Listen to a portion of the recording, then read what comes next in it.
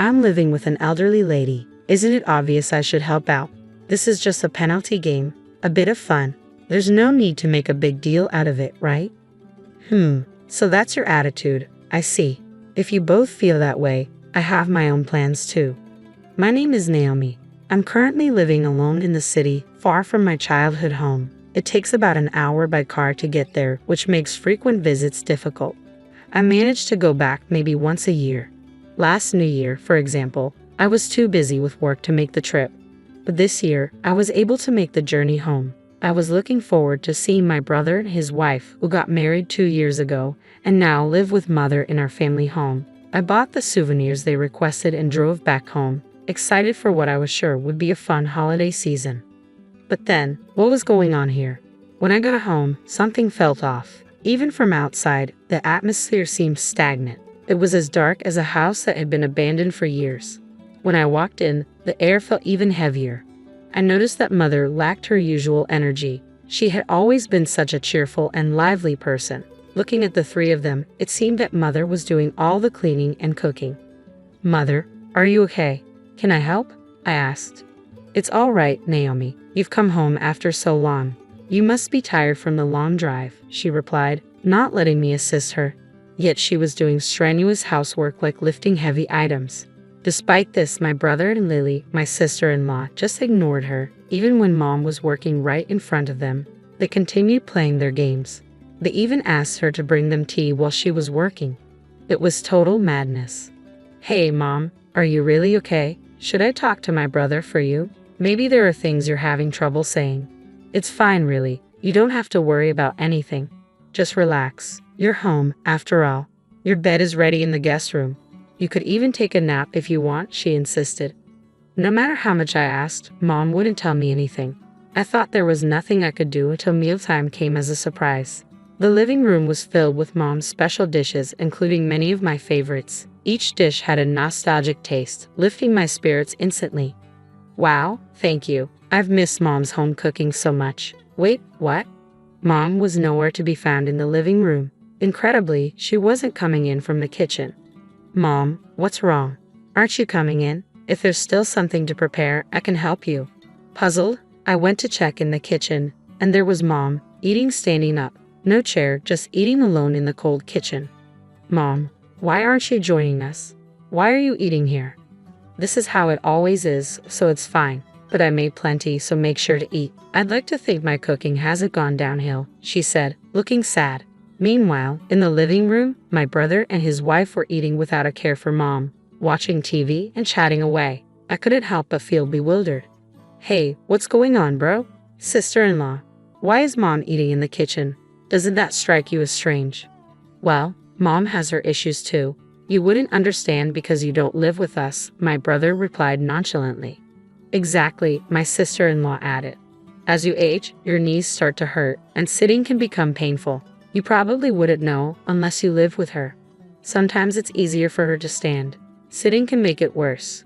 They responded as if this were the most natural thing in the world. I found their attitude odd, but I couldn't find the words to object. Indeed, it's been 2 years since I last saw Mom. We haven't been in touch often, so there could be circumstances I'm not aware of. So, I backed off at that moment. But as I observed more closely over time, I realized something was off with Mom.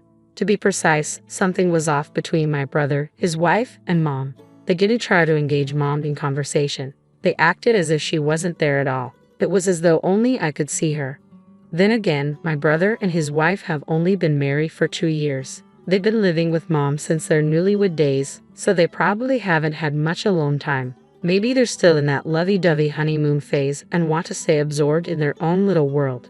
That could be one way to look at it. And it's not like I, who isn't usually around, can dictate how often they should be conversing with Mom.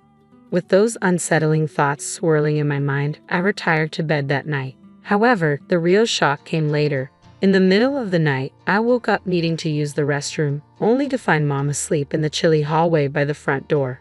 Despite being covered with several blankets, she was shivering noticeably in the cold. "Mom, what are you doing out here? Why are you sleeping in the hallway?" I exclaimed. "It's nothing new. Don't worry about me," she replied softly. "No way. I can't just leave you like this. Even though we don't live together normally, I can't ignore it. Despite the late hour, I insisted on taking Mom to the guest room where I was staying. Together, we sought warmth and comfort for the rest of the night. The next morning, I confronted my brother and his wife about what had happened without hesitation. You don't talk to Mom. She does all the housework. She's eating standing up in the kitchen. And why was she sleeping in the hallway? But instead of showing remorse, my brother just grinned. It was my sister-in-law who uttered something shocking. Well, it's because Mom is always causing trouble. It's her punishment, right? That's exactly what I'm saying. Punishment. What do you mean? When you accumulate too many nuisance points, there are consequences. At 5 points, meals are eaten in the kitchen. At 10 points, you handle all the chores yourself. At 20 points, you sleep in the hallway. Right now, our dear mother-in-law has racked up a whopping 200 points, so she only has to endure it a few more days.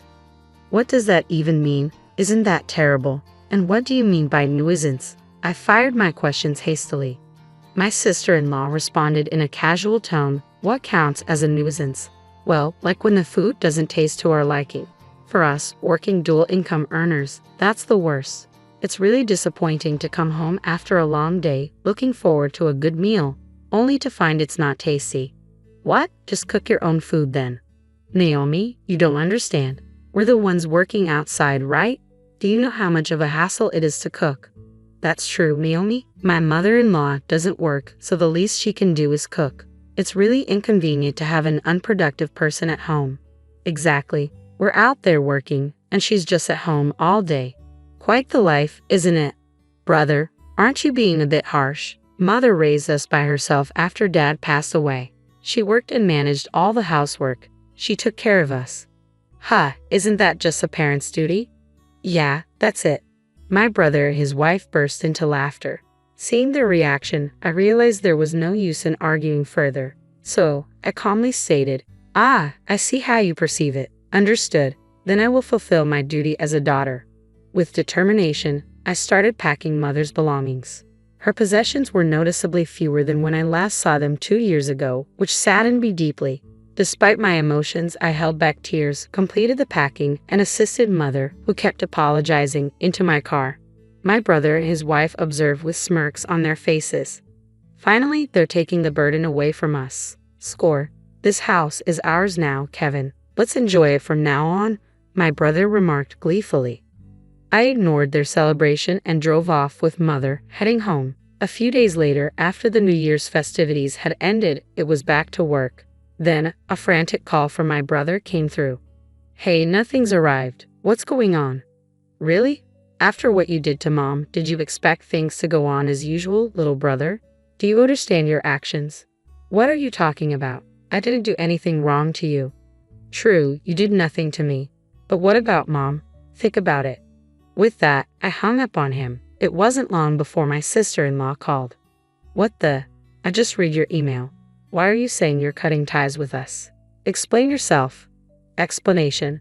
Cutting ties means ending our business relationship. How many years have you been working that you don't understand that? Are you still functioning in society? Wait, that's not what I meant. Don't insult me. Why does our company have to be cut off? Are you seriously asking that? Considering recent events, are you sure you're fit for this professionally? Do you even remember what happened a few days ago? With that, I ended the call. Truth be told, I work at a major company. My brother freelances for us, handling occasional writing tasks. While it felt strange to cut ties with family, there are plenty of other writers available. As for my sister-in-law, her father's company subcontracts with ours, and my department oversees their contract. Ending our business relationship with them was a straightforward decision. After handling the calls, I took a deep breath to steady myself. Then I sent both of them the same message. You both mistreated Mom. As her daughter, I will fight to protect her. Anyone who harms Mom is my adversary, and I won't hold back. Despite the circumstances of how you met, my sister-in-law visiting our company and my brother seeking more work from me, did you really think it was acceptable to treat Mom so poorly? I hate to say it, but I've been supporting both of you since you met. That ends today. They both seemed to read the message promptly and replied hastily. I haven't forgotten. I treated you better than any brother would treat his sister. I even prepared the guest room nicely for the New Year's celebration. I couldn't leave that to Mom. I also had Mom-in-law make your favorite dishes. Naomi, are you going to forget that kindness? After reading their messages, I replied, you couldn't leave it to Mom. You had to take charge. How dare you disrespect the woman who raised me with such love? Both of you disgust me. Brace yourselves. Ultimately, I stopped assigning work to my brother. There were plenty of others who were more reliable and efficient than him. Without our family ties influencing my decisions, there was no reason to prioritize him. One day, a colleague who was unaware of my relationship with Kevin asked, "Hey Naomi, Kevin Ryder hasn't been active lately, right? Is he not taking on our work anymore?" "Yeah, he told me he's not interested in our projects anymore and asked me to stop sending them his way. So I guess we can just let him be." "Well, that's odd. He doesn't seem to have any notable skills, yet he's straightforward. I wonder how he'll manage without our projects." "I see what you mean. He was a bit of an odd character, wasn't he?" "Exactly. He misses deadlines, acts entitled, and he's overly aggressive in price negotiations. If we don't have to work with him anymore, it's a relief." That's how my brother appears from an outsider's perspective. When I stopped assigning him work, he mentioned that 90% of his income came from our company, so he must be in a tough spot now. With his attitude and skill level, finding new work won't be easy for him. Well, let him struggle. It's of no concern to me. It seems his wife, my sister-in-law, received a serious reprimand from her father after he learned about her treatment of Mom. Her father contacted me in a panic. "I will disown my daughter, so please, I beg of you, let's keep our relationship intact. If there are any other conditions, I will accept them." He's the president of a company we subcontract with. I couldn't ignore his plea after hearing that. So, I laid down a condition. "In that case, I want your daughter and my brother to vacate our house immediately, and she must sincerely apologize to Mother. Additionally, she needs to provide suitable compensation in the divorce settlement." The president promptly conveyed this to my sister-in-law, but she seemed resistant. "Why should I apologize? Living with that old woman is stressful enough. Dad, you need to assert yourself more. You're being pathetic." Given this attitude, I decided not to renew the contract. While I felt sympathy for the president, it felt like karma. Since my brother and his daughter-in-law got married, he had been providing unrealistic estimates. He was tough in negotiations but struggled with deadlines and communication. If he hadn't been family, I would have ended the business relationship much earlier. Moreover, he raised such a daughter-in-law. There was no reason for me to go out of my way to assist him. As a result, my brother and his wife found themselves in a tight spot. According to local acquaintances, they appeared to have moved out of their home at some point. The house originally belonged to our parents, my brother, and me, and it was spacious enough for 4 people or just the 2 of them. Utility bills must have been a burden. According to reports from friends, they were seen in an apartment without basic amenities like a bathroom or toilet. It seemed they were facing significant challenges without steady employment, but that was no longer my concern. Even if they were to suddenly apologize, I had no intention of forgiving them whatsoever. On the other hand, in stark contrast to them, Mom has been steadily regaining her energy. She sleeps in a comfortable bed at my place and enjoys her meals in a cozy environment. She no longer strains herself with household chores and can relax on her days off. After months of this new routine, she's returned to her vibrant self. I was mistaken before. I convinced myself that your brother and his wife were right. I thought I had to comply because I wasn't good enough. Naomi, thank you for rescuing me. No, I should apologize for not realizing it sooner. I'm sorry for letting you suffer, Mom. From now on, please inform me immediately if anything happens. We'll make up for the past by living happily. Lately, Mom has started making friends in the neighborhood. She finds the unfamiliar city exhilarating and loves exploring it. Seeing Mom happy like this brings me immense joy. Moving forward, I'm committed to showing my gratitude to the woman who raised me. That's the firm resolution I've made. My name is Helen Anderson, and I grew up in what I thought was the ideal American family. We weren't rich at first, but we were happy, just me, Mom, and Dad living in our modest starter home. My father, James Anderson, was the hardest working man I've ever known. He built his transportation company from the ground up, starting with just 2 trucks and gradually expanding into a successful business. I remember how he'd sometimes come home covered in grease because he insisted on maintaining the trucks himself in the early days. Mom, Sarah is her name, though I can barely bring myself to call her that anymore, worked as a restaurant manager back then. She was actually good at her job, though she'd constantly complain about it. One day, James, she'd say during dinner, pushing food around her plate, "I want to be a proper housewife. All these late nights are killing me." Dad would just smile and pat her hand, promising her that soon she'd be able to quit. And he kept that promise. When I was 9, Dad's business really took off. He landed several major contracts, and suddenly we were moving into this beautiful 2-story house in one of the nicest neighborhoods in town. I got my own room, huge and bright, with windows looking out over our backyard. I went wild with the decoration. Pale purple walls, fairy lights everywhere, and this massive bookshelf Dad built himself. He spent an entire weekend on it, cursing under his breath when he thought I couldn't hear him, but beaming with pride when it was finally finished. Mom quit her job shortly after we moved, just like she'd always wanted. Instead of taking care of the house like she'd claimed she wanted to, she was barely ever home. It was always lunch with the girls or just a quick shopping trip or my salon appointment ran late. Dad didn't seem to mind. He was too busy with his company, though he always made time for me. Every Sunday was our day, we'd go for ice cream, and he'd listen to all my stories about school and friends as if they were the most important things in the world. The last time we had ice cream together was just before I turned 11. It was a bright spring day, and Dad was telling me about one of his drivers calling in sick. "Guess I'll have to do the run myself tomorrow," he said, finishing his cone. "Just like the old days." "Can I come with you?" I asked, excited at the prospect of a road trip with Dad. He chuckled and ruffled my hair. "Not this time, princess. It's just a quick overnight trip. I'll be back before you know it." I remember hugging him extra tight that evening before bed. "Love you, Dad," I said, not knowing it would be the last time I'd ever say those words to him. The next morning, he left before dawn. Mom was still asleep, so Maria, our nanny, made his coffee and packed him a lunch. I heard him start his truck and pull out of the driveway. That was the last time I ever saw my father alive. The phone call came at 3:47 a.m. I know because I was awake, unable to sleep due to that strange feeling in my stomach.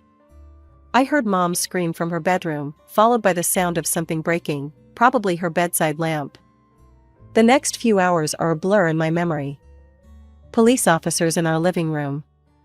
Maria holding me tight while Mom paced back and forth, talking on the phone.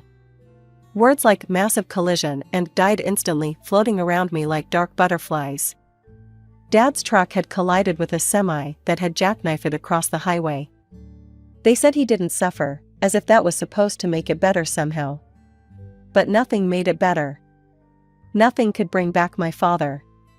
The funeral is mostly a haze in my mind.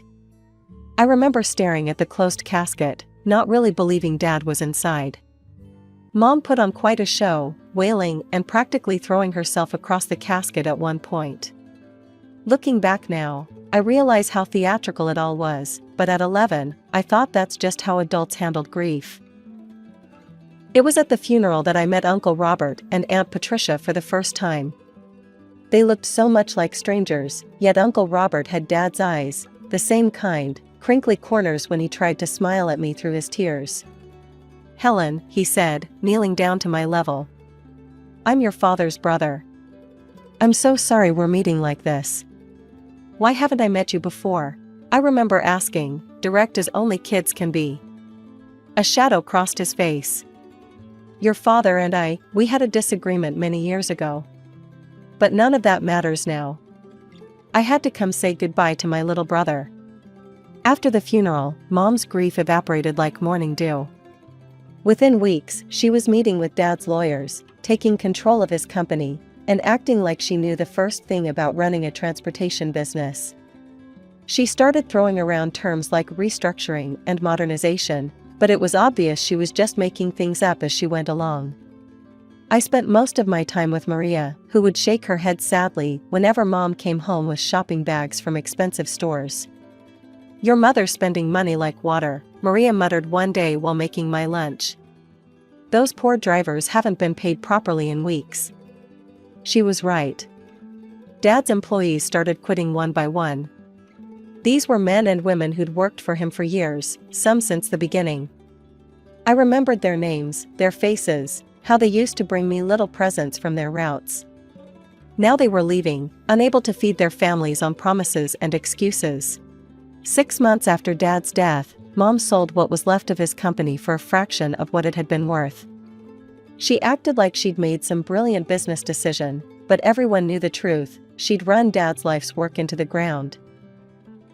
After the sale of Dad's company, Mom was rarely home, always out somewhere, and I spent most of my time with Maria. She'd started teaching me Spanish, saying it would come in handy someday. I spent a lot of time at the library after school. It was better than coming home to an empty house. Mom would breeze in late at night, sometimes smelling of wine, barely acknowledging my existence. "Oh, you're still up," she'd say, as if surprised to find me in my own home. Then she'd disappear into her room, and I wouldn't see her again until the next evening, if at all. Then came that Sunday night. I was doing homework in the kitchen when Mom burst through the door, giggling like a teenager. She wasn't alone. "Helen, sweetie," she called out, her voice thick with fake enthusiasm. "Come meet Richard." Richard was tall and wore an expensive suit that somehow still looked cheap. His smile didn't reach his eyes when he looked at me. "Helen," Mom said, clutching Richard's arm like a lifeline, "Richard and I got married last weekend. He's your new father. We're going to be a proper family again." "I already had a proper family," I said, my voice shaking. "I already have a father." Richard's fake smile disappeared. "Listen here, young lady," he said, his voice stern. "Your mother and I are married now. You need to accept that and show some respect." "You're not my father," I spat back. "You'll never be my father." "See what I mean?" Richard turned to Mom. "Difficult child. Needs discipline." But Richard moving in was just the beginning. Within a week, his mother Gloria, his sister Janet, and his 12-year-old niece Madison had all moved in too. They took over the house like an invading army, rearranging furniture and changing the decor Mom and Dad had picked out together. Mom didn't seem to mind. She and Janet became instant best friends, spending hours shopping and gossiping. Gloria took over the kitchen, complaining about Maria's cooking until Mom fired her. I lost the only person who still cared about me in that house. Then came the final blow. I came home from school one day to find Madison in my room that Dad had built the bookshelf in, my room with the purple walls and fairy lights. "What are you doing?" I demanded. "Aunt Sarah said I could have this room," Madison smirked. "It's bigger than the guest room, and I need space for all my things."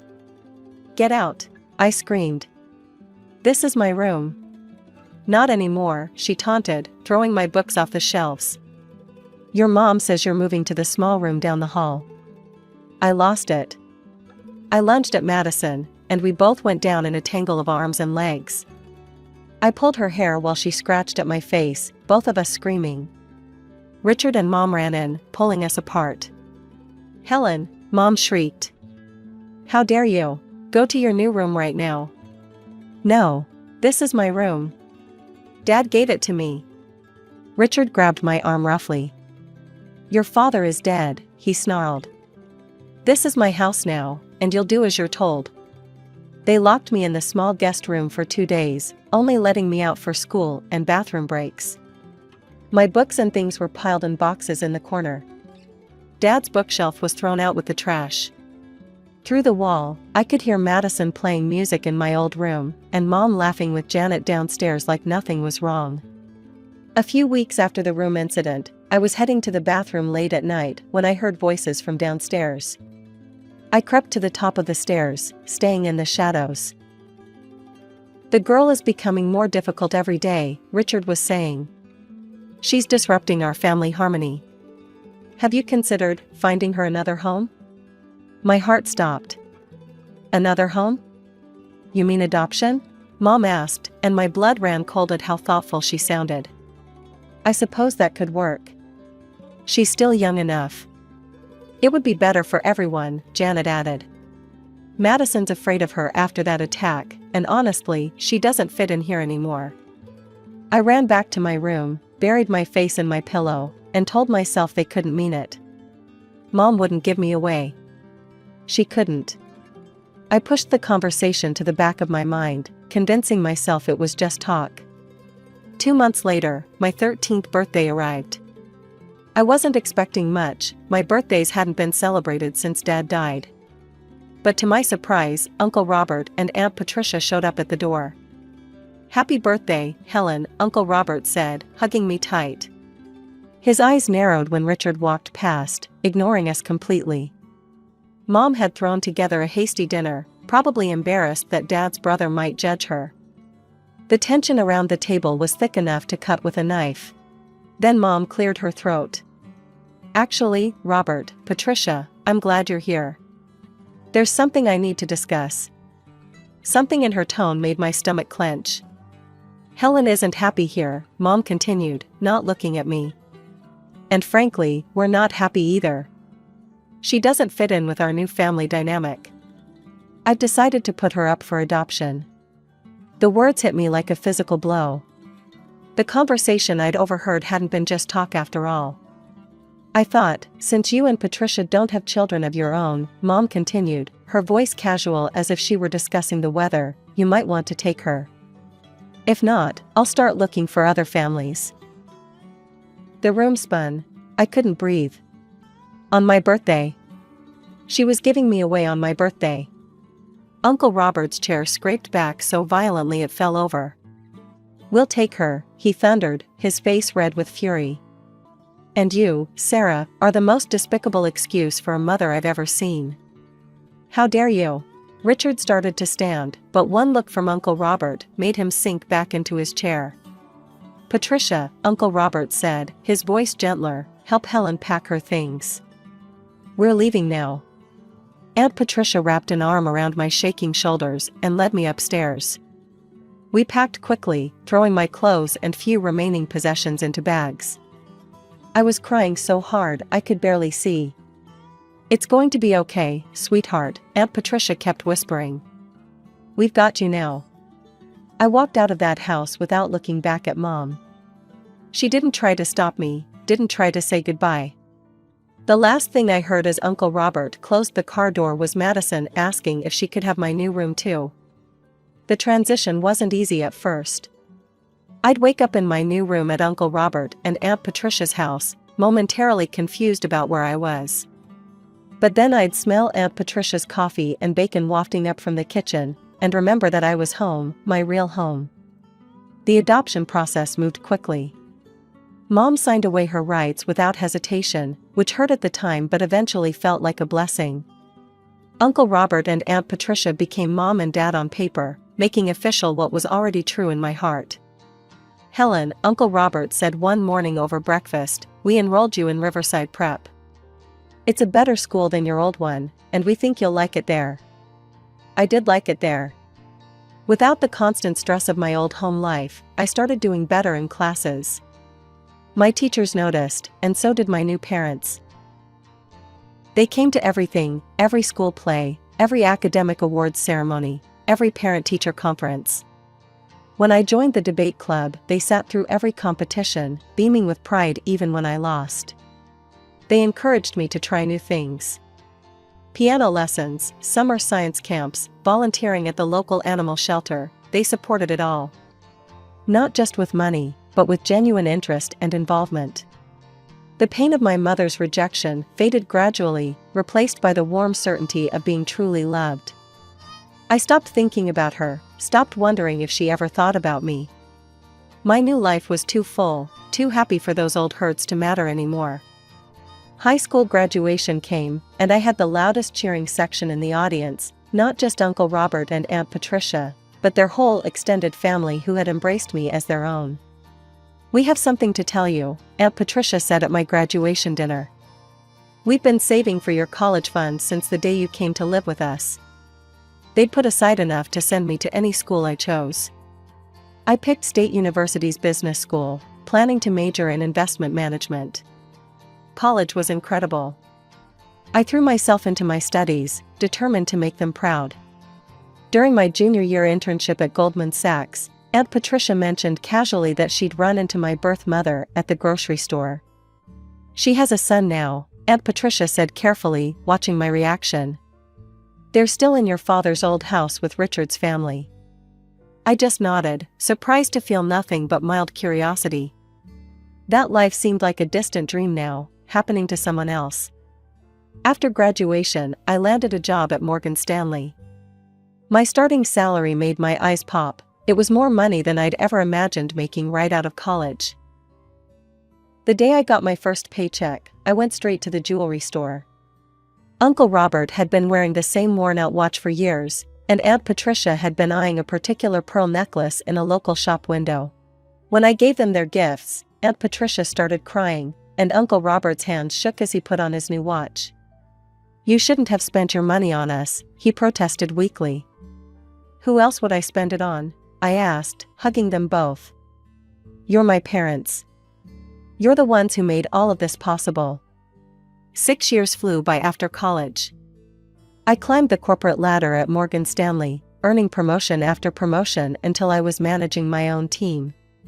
Every success felt sweeter because I could share it with Mom and Dad, as I now called Uncle Robert and Aunt Patricia without hesitation. The apartment came first, a beautiful 2-bedroom condo in a nice part of the city. Mom helped me decorate it, and Dad insisted on checking all the paperwork before I signed the mortgage. Then I met Michael. A year of dating, and he proposed during a weekend trip to the beach. I said yes, before he even finished asking the question. Mom cried when we told them, and Dad pulled Michael into a bear hug. "Welcome to the family, son," he said, his voice gruff with emotion. We threw ourselves into wedding planning. Mom and I spent weekends looking at venues and tasting cakes, while Dad and Michael bonded over budget spreadsheets and vendor contracts. Then the message arrived on Facebook. "Helen, sweetheart. I've heard about your upcoming wedding. I know it's been a long time, but I'm still your mother. I've changed, and I want to make things right. Please let me be part of your special day. I miss you so much." My hand shook as I read the message. I immediately called Mom. "I saw Sarah yesterday," Mom said quietly when I told her about the message. "At the grocery store. She didn't ask about you, not once.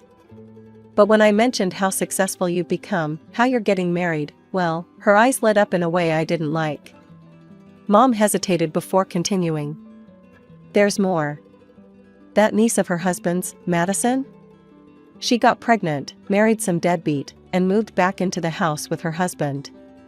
The whole family is constantly fighting." Sarah was complaining about money problems, rather loudly, in the middle of the store. I felt a cold knot form in my stomach. So that's why she reached out. She needs money. I stared at the message for a long time before responding. My fingers hovered over the keyboard as memories flooded back, the room she gave away, the birthday she threw me away, the years of silence when she had every opportunity to reach out but didn't. Finally, I typed. "Sarah, let me be clear, you are not my mother. You lost that right when you gave me away on my 13th birthday. I have parents who love me unconditionally, something you never managed to do. I don't want you at my wedding. I don't want you in my life. Don't contact me again." I hit send, then immediately blocked her. My hands were steady now, my mind clear. I felt lighter somehow, as if I'd finally put down a weight I didn't know I was carrying. The morning of my wedding dawned perfect and clear. Michael's parents had rented the Mason Creek estate for the ceremony, a beautiful historic property with sprawling gardens and a restored Victorian mansion. I was in the bridal suite with Mom, putting the finishing touches on my makeup, when there was a knock at the door. "Ms. Anderson?" One of the security guards looked uncomfortable. "I'm sorry to disturb you, but there's a situation at the front gate. There are some people insisting they know you, a man, woman, and teenage boy." My stomach dropped. Somehow, I knew exactly who it was. "I'll handle this," I said, standing up carefully in my wedding dress. "Helen, you don't have to," Mom started, but I shook my head. Yes, I do. Once and for all. I walked to the front gates, my wedding heels clicking against the cobblestone path. And there they were, Sarah, Richard, and a boy who must have been my half-brother, though he looked exactly like Madison. "Helen!" Sarah screamed when she saw me, grabbing the iron bars of the gate. "How dare you not invite your own mother to your wedding? Let us in immediately." I took a moment to really look at her. She'd aged poorly, her designer clothes were obviously last season's, her makeup too heavy, her hair desperately in need of a touch-up. Richard looked thinner, more haggard, the expensive suit replaced by something off the rack. "Richard should be the one walking you down the aisle," Sarah continued, her voice shrill. "He's your father." That made me laugh, a genuine, hearty laugh that echoed across the courtyard. My father? The man who locked me in a room for 2 days? The man who helped you throw away your own daughter? "We're family," Sarah's voice cracked. "You can't just pretend we don't exist. Look at how you're living, this fancy wedding, your big job, your expensive clothes. Meanwhile, we can barely make ends meet. We're drowning in debt, and you're here playing princess." Ah, there it was. The real reason for this dramatic appearance. "I'm not playing at anything," I said coldly. "I worked for everything I have. And let's be clear, you're not my family. You gave up that right years ago.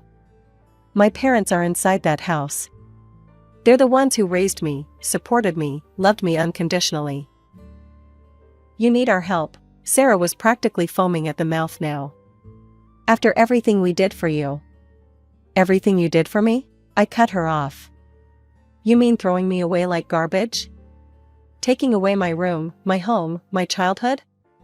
That's what you did for me." I turned to the security guards. "These people are strangers who are trespassing.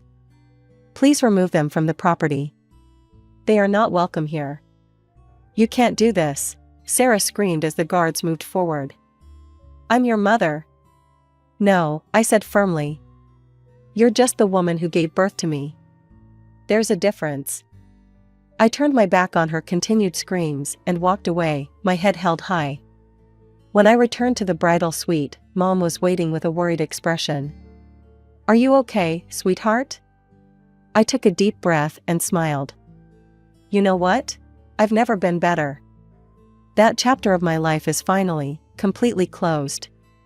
There was a knock at the door, and Dad poked his head in. "Ready, princess?" I looked in the mirror one last time, adjusting my veil. The woman looking back at me wasn't that scared 13-year-old girl anymore. I was strong, successful, and loved, truly loved. "I'm ready," I said, taking Dad's arm. The wedding march began to play as we approached the garden ceremony. I could see Michael waiting at the altar, beaming at me with tears in his eyes. Our guest stood, turning to watch as Dad walked me down the aisle. This was how it should be, the man who taught me to drive, who helped me with my college applications, who showed me what a father's love really means, was the one giving me away. The ceremony was perfect. Michael and I exchanged our vows under a blue sky, surrounded by flowers and the people who truly loved us. When he kissed me for the first time as my husband, our guests erupted in cheers. The reception lasted well into the night. Dad gave a touching speech that had everyone crying, then made everyone laugh with embarrassing stories from my college years. Mom danced with Michael while I danced with Dad, and I couldn't stop smiling. That was 6 months ago. Michael and I just got back from our honeymoon in Greece, and life has settled into a wonderful new normal. Sometimes people ask me about my real parents, and I tell them truthfully that my real parents are the ones who chose me, who loved me, who shaped me into the person I am today. I don't know what happened to Sarah and her family after the wedding, and honestly, I don't care. I heard through the grapevine that they had to sell Dad's old house, but that's not my concern anymore. That part of my life is over. My story isn't about being abandoned or betrayed. It's about finding your real family, the people who love you not because they have to, but because they want to. It's about choosing happiness over bitterness, forgiveness over anger, and moving forward instead of looking back. I'm Helen Anderson Mitchell now, and I couldn't be happier with the way things turned out. Every morning, I wake up next to a man who loves me completely, and every Sunday, we have dinner with the parents who chose me and never let me go. I never thought a simple photo would turn my life upside down, but that's exactly what happened last Tuesday. There I was, standing next to Mr. Peterson, our company director, both of us smiling as he shook my hand. The caption read, "Finally got that promotion. Hard work pays off. Career milestone." I didn't think much about posting it, just another career update on social media. How wrong I was. My name is Audrey, and at 25, I'd finally gotten my first big break at Marshall & Associates, moving up from entry-level manager to department head. It wasn't an easy journey, 3 years of overtime, countless presentations, and more coffee than I care to admit. But I did it on my own, and that meant everything to me. I was still riding the high of my promotion when my phone buzzed. The number wasn't saved in my contacts, but I recognized it instantly. My mother. 7 years of silence, and now, out of the blue, she was calling me. My hand trembled as I stared at the screen. "Hello?" My voice came out smaller than I intended. "Audrey, sweetheart." My mother's voice was exactly as I remembered it, that sickly sweet tone she used when she wanted something. "Your father and I just saw your post. We're so proud of you." Proud. The word hit me like a slap. Where was that pride when I needed it most? "Thanks," I managed to say, gripping my desk to steady myself. "We should celebrate. Why don't you come over this weekend? We can discuss throwing a proper party for you. The whole family would love to see how successful you've become." The whole family, including Sarah, my younger sister. The golden child, the favorite. The one who could do no wrong. "I'll think about it," I said, my throat tight. "Please do, darling. We've missed you so much. It's time to put the past behind us, don't you think?" After we hung up, I sat at my desk, staring at nothing. 7 years of silence, broken because of a social media post. 7 years since I'd walked out of that house, vowing never to return. 7 years of building a life without them. My hand brushed against the medical alert bracelet on my wrist, the one that warned about my peanut allergy.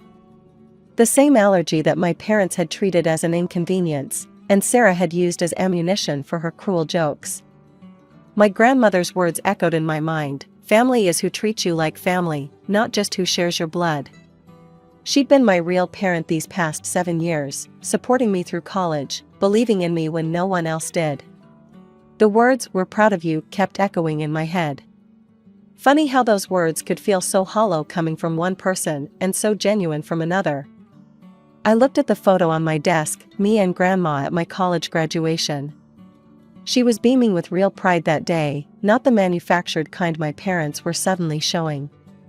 The phone call from Mom had ripped open old wounds, and now the past came rushing back like a flood. Sarah was 3 years younger than me, but from the moment she was born, she became the center of our family's universe. While I got practical clothes from discount stores, Sarah had designer outfits. My parents would document her every move with expensive cameras, while my school achievements gathered dust in drawers. I remember my 10th birthday clearly.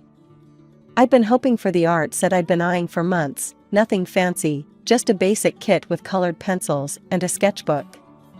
Instead, I got a pack of number 2 pencils, because they're what you need for school anyway. That same year, for Sarah's 7th birthday, our parents transformed the entire backyard into a Disney Princess Wonderland, complete with a hired Cinderella. "Sarah's just more artistic," Mom would say when relatives questioned the disparity. "She needs proper tools to develop her talent." "You have to understand," my Aunt Jessica once said to my parents during a family dinner, "children should be loved equally." This isn't right. I can still see Mom's dismissive wave. "Oh, Jessica, you don't have children. You don't understand. Our girls are just different. Sarah has real potential." The worst part wasn't even the material things, it was the constant emotional undermining. Like the time I won first place in the state math competition. Instead of congratulations, Mom said, "That's nice, dear, But did you see Sarah's painting got displayed in the school hallway? My grandmother saw through it all. This isn't right, Margaret, she'd tell my mother. You're raising one child to be entitled and the other to feel worthless. Mom, please, my mother would respond with an eye roll. Sarah is gifted. Audrey is, well, Audrey is ordinary. We're just being realistic about their capabilities. Sarah learned quickly how to exploit her position. She'd break something and blame me, knowing our parents would believe her without question. She'd accidentally spill juice on my homework, then cry when I got upset, making me look like the bad guy. Once, she even told her friends they couldn't play with me because I was the boring sister. The day I got accepted into the advanced mathematics program at school, Sarah had a minor role in a school play. Guess which event my parents attended? I sat alone in the math classroom during the awards ceremony, watching other parents beam with pride at their children. My certificate was signed by my teacher and the principal, but my parents never even saw it. Your sister needs us more, Dad would say whenever I tried to express my feelings. She has real talents to nurture. You're more independent. Independent wasn't a compliment, it was their way of justifying their negligence. Even our relatives could see it. During family gatherings, conversations would halt when Sarah would dramatically demand attention or deliberately exclude me from activities. The adults would exchange uncomfortable glances, but my parents remained oblivious, or perhaps willfully blind. Life has a way of throwing curveballs when you least expect them. Mine came in the form of a peanut butter sandwich at Grandma's house when I was 12. I'd eaten peanut butter countless times before, it was actually one of my favorite foods. But that day was different. Want a sandwich, sweetheart? Grandma had asked, making her famous peanut butter and honey combination. I nodded eagerly, watching her spread the creamy peanut butter across the bread. 3 bites in, something felt wrong. My throat started to tighten, and breathing became increasingly difficult. I remember dropping the sandwich, my hands clutching at my throat. What happened next is still a blur in my memory. Grandma's quick thinking saved my life. She immediately recognized the signs of anaphylaxis and called 911. I remember her holding my hand in the ambulance, her voice steady but scared. Stay with me, sweetheart. Just keep breathing. My parents arrived at the hospital about an hour later, clearly annoyed at having to leave work. Mom was tapping her foot impatiently while the doctor explained about severe peanut allergies and how they can develop suddenly, even if you've never had problems before. She'll need to carry an EpiPen at all times, the doctor emphasized. And you'll need to be very careful about checking ingredients in everything she eats. Cross-contamination can be dangerous too. Dad nodded absently, checking his watch. Mom was already on her phone, probably texting Sarah's dance instructor about being late for pickup. The ride home was worse than the hospital. They waited until we were in the car, before letting their true feelings show. This is just perfect, Mom muttered.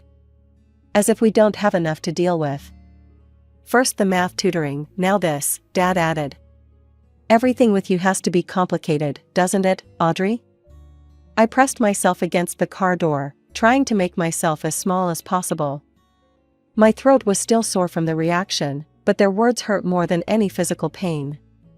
The years that followed were a careful dance of reading labels and carrying EpiPens. Grandma made sure I had proper medical alert bracelets and helped me learn how to advocate for myself. She even called the school to make sure they understood the severity of my condition. Sarah, of course, found endless amusement in my new medical condition. She'd wave peanut butter sandwiches in my face, laughing when I flinched away. Oh, sorry, she'd say with fake innocence. I forgot you're allergic to everything now. At family gatherings, she'd loudly announce, be careful everyone, Audrey might die if she eats the wrong thing, making me feel like even more of an outsider. My parents never corrected her behavior, if anything, they seemed annoyed by my need for caution. I learned to pack my own meals, check every label 3 times, and never trust food I hadn't personally verified. It was exhausting, but it became my normal. My high school graduation should have been a moment of triumph. Full scholarship to Northwestern State University. I'd done it entirely on my own, maintaining straight A's while juggling part-time jobs and my constant vigilance about food allergies. The acceptance letter felt like validation for all those nights I'd spent studying while Sarah's music blasted through the walls from her bedroom. The family dinner where I announced my college acceptance is forever etched in my memory. "I got into Northwestern," I said, trying to keep my voice steady. "Full academic scholarship." "That's nice, dear," Mom said, barely looking up from her plate. "The thing is," I continued, gripping my fork tightly, "I'll need help with housing. The scholarship covers tuition, but not accommodation. I've looked into the costs, and..." "No," Dad's response was immediate and flat. "You chose to apply to a college in another state. That was your decision. We're saving for Sarah's education. She's planning to attend Juilliard in 2 years, and that's not cheap." I stared at my plate, fighting back tears. Sarah smirked from across the table, twirling her pasta with deliberate slowness. "But it's just the housing cost," I tried again. "The scholarship covers everything else." "Audrey," Mom's voice was sharp. "We've made our decision. If you want to go to college out of state, you'll have to figure out the housing situation yourself." That's when the front door opened, and Grandma walked in, holding a congratulations balloon and a small gift bag.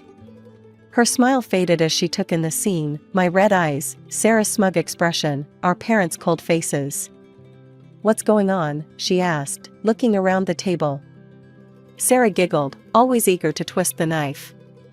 "Oh, Audrey got into college, but she'll be living on the street because Mom and Dad won't pay for her housing. They're saving their money for my Juilliard education instead."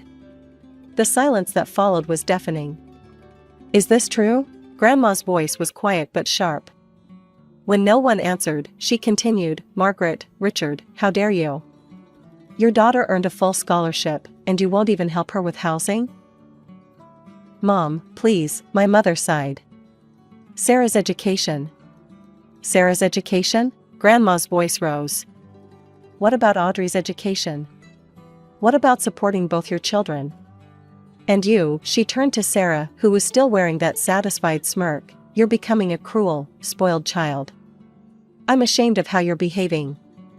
Sarah's face crumpled, and she burst into tears, her usual tactic when things didn't go her way. Mom and Dad immediately rushed to comfort her, shooting angry glares at Grandma and me. "This is exactly what we mean," Mom snapped.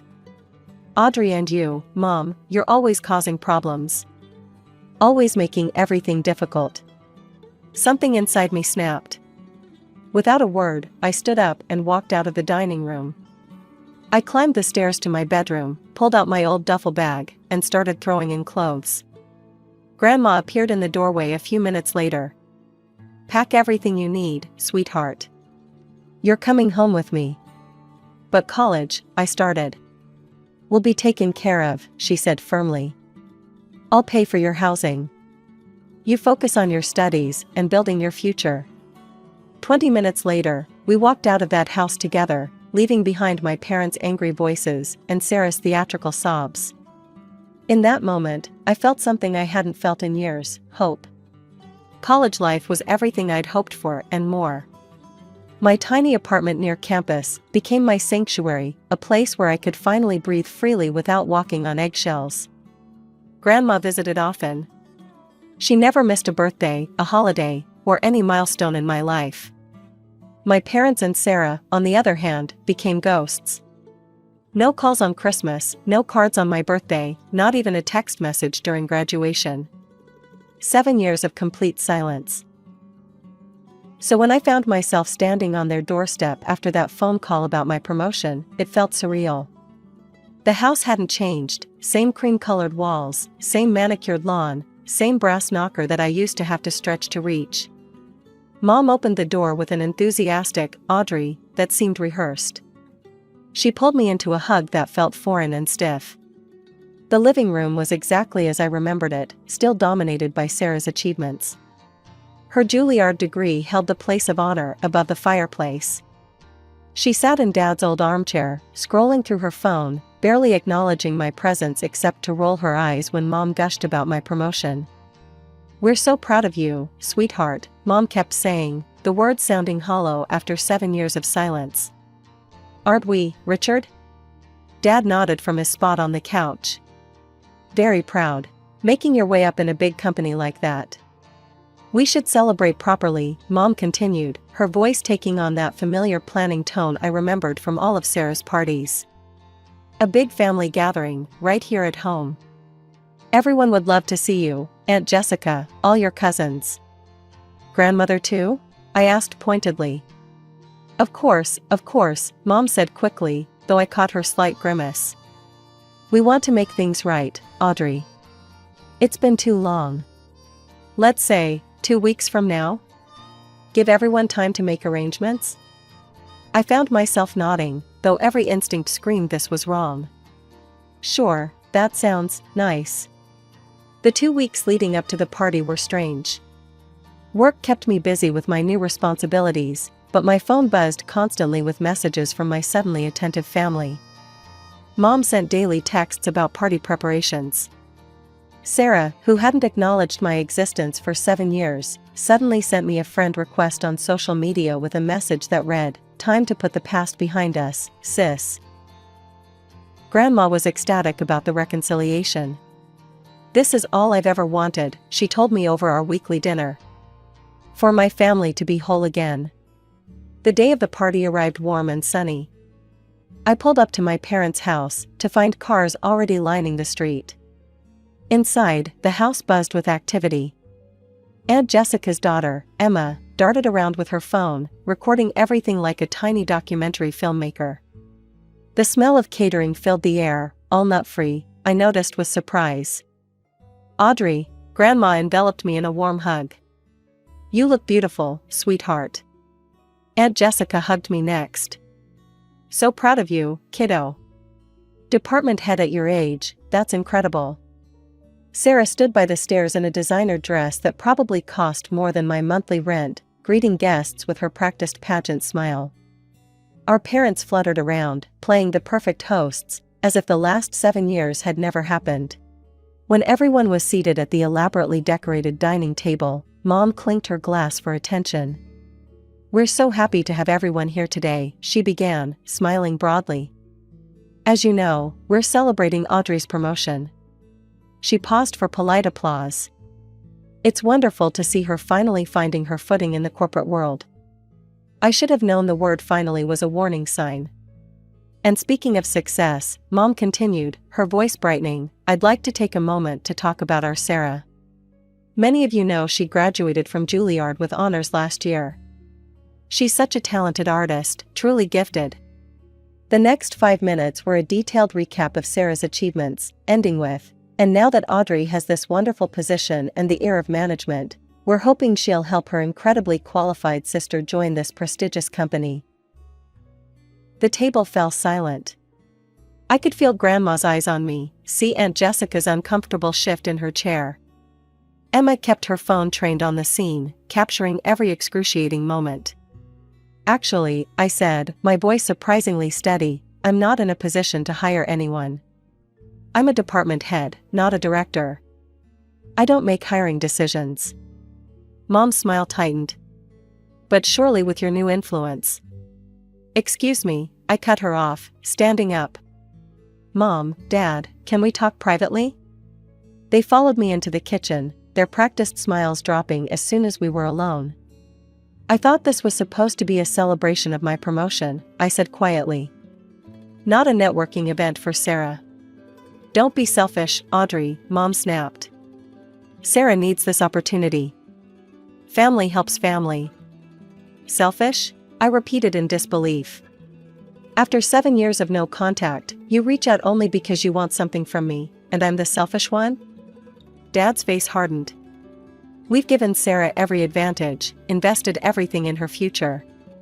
The least you could do is help your sister now that you're in a position to do so." We returned to the dining room, the tension following us like a storm cloud. I sat down, trying to ignore the concerned glances from Grandma and Aunt Jessica. The catering staff had served the main course while we were gone, some kind of elegant chicken dish with a creamy sauce. I took a few bites, my mind still churning from the conversation in the kitchen. The sauce had an interesting flavor, nutty, almost. My throat suddenly felt tight. A familiar panic gripped me as I realized what was happening. Peanuts, I managed to gasp, my hand already fumbling for my purse and the EpiPen inside. There's peanuts. The room began to spin. I could hear chairs scraping, voices raising in alarm. Grandma's voice cut through the chaos, "Someone call 911." Everything after that became a blur of sounds and shadows. The last thing I remember was the feeling of my throat closing and Grandma's hands gripping mine. I woke up to the steady beep of hospital monitors. My throat felt raw, my body heavy. Grandma sat beside my bed, her face drawn with worry and exhaustion.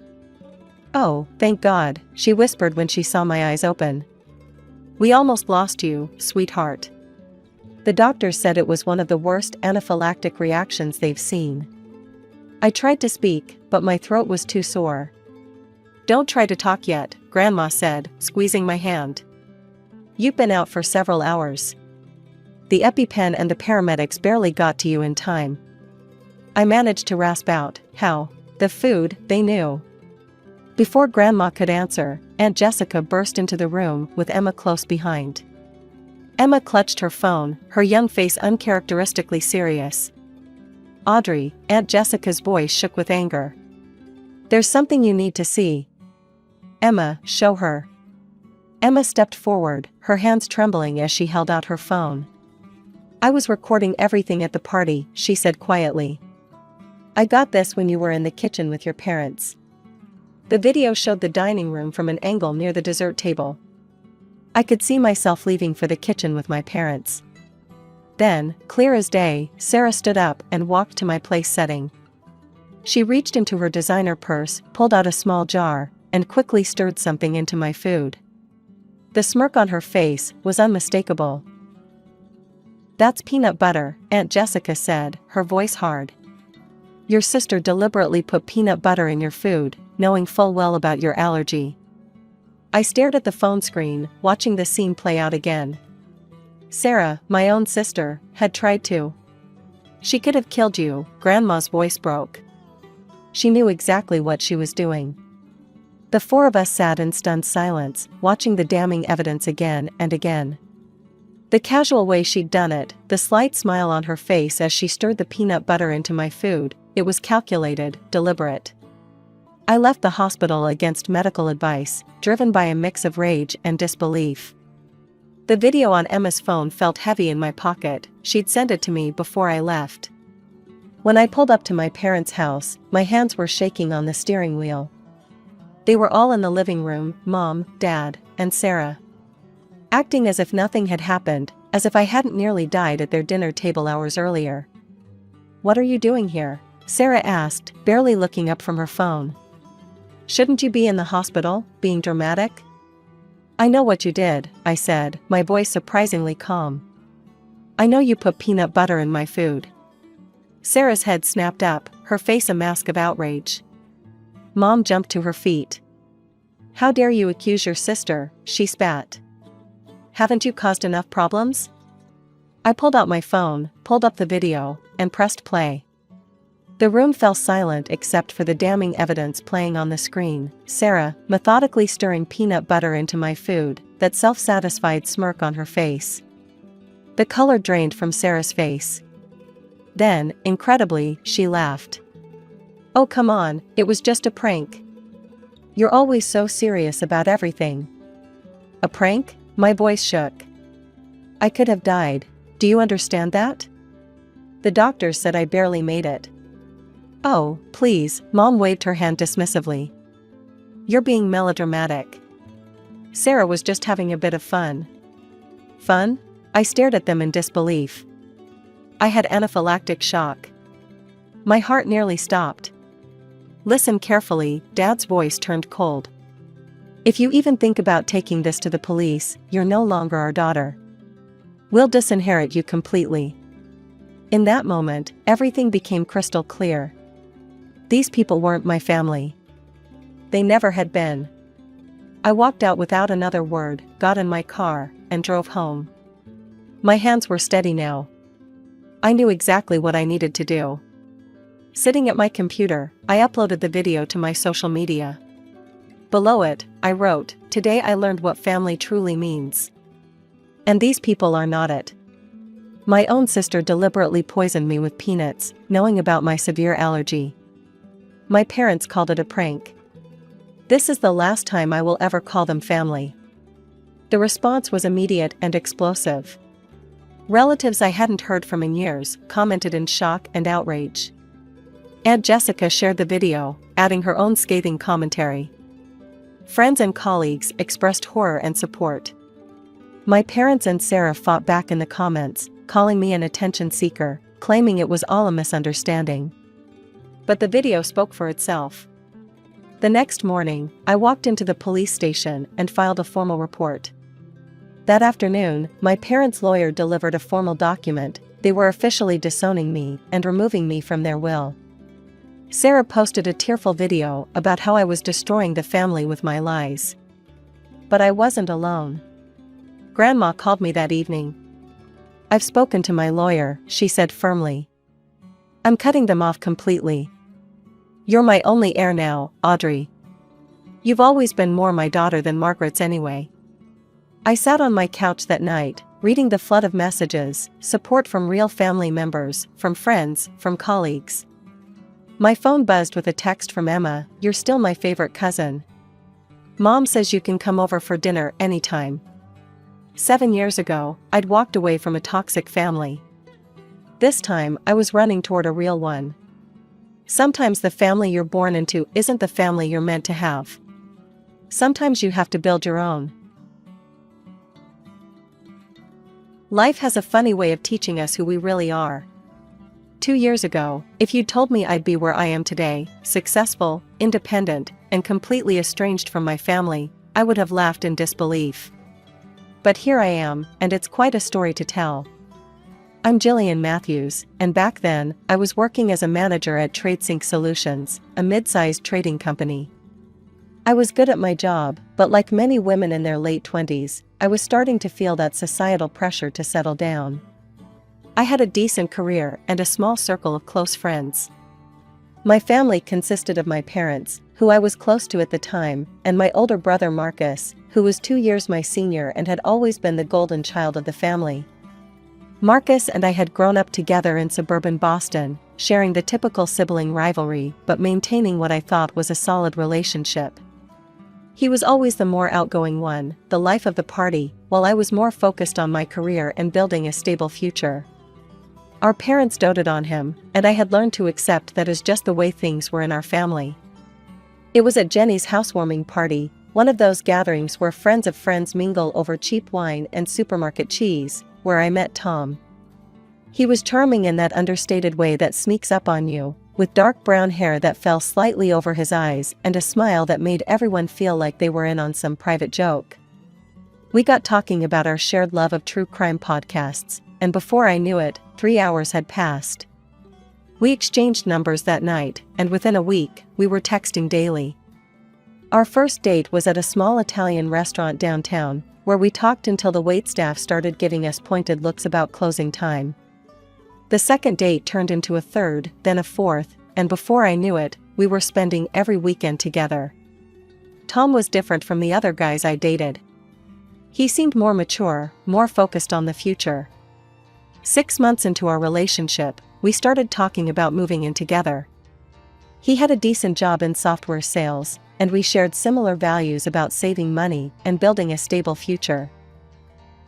On our 1-year anniversary, Tom took me to the same Italian restaurant where we'd had our first date. He seemed nervous throughout dinner, fumbling with his water glass and checking his phone more often than usual.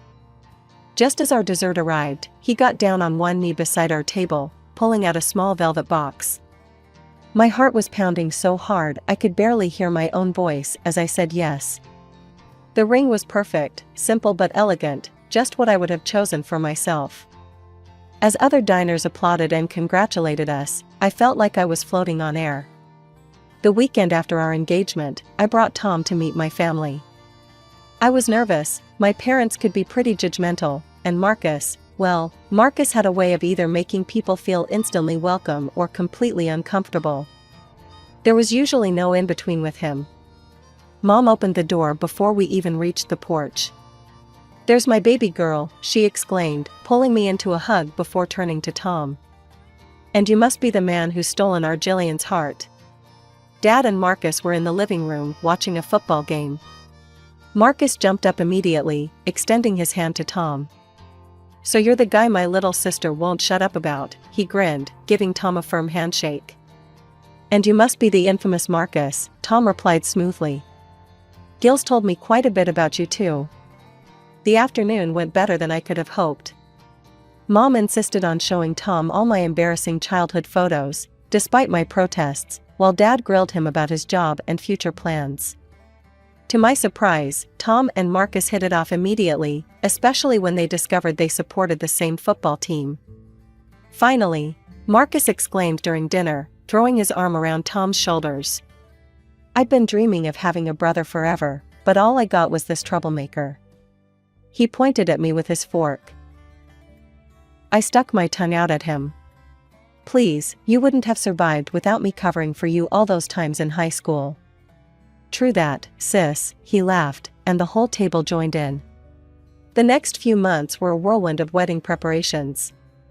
Mom took charge of the flower arrangements, Dad handled the venue negotiations, and Marcus appointed himself Tom's unofficial bachelor party planner and drinking buddy. They started meeting regularly for beers, and I was honestly thrilled to see my fiancé and my brother becoming such close friends. The wedding itself was simple, but perfect. We held it in my parents' backyard, with fairy lights strung through the trees and mason jars filled with wildflowers on the tables.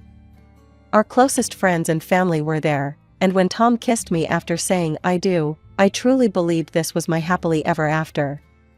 We moved into Tom's rented apartment after the honeymoon, a cozy one-bedroom in a decent neighborhood.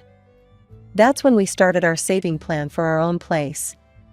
We decided to make it into a friendly competition, each of us putting money into separate accounts to see who could save more for the down payment. At first, it was fun.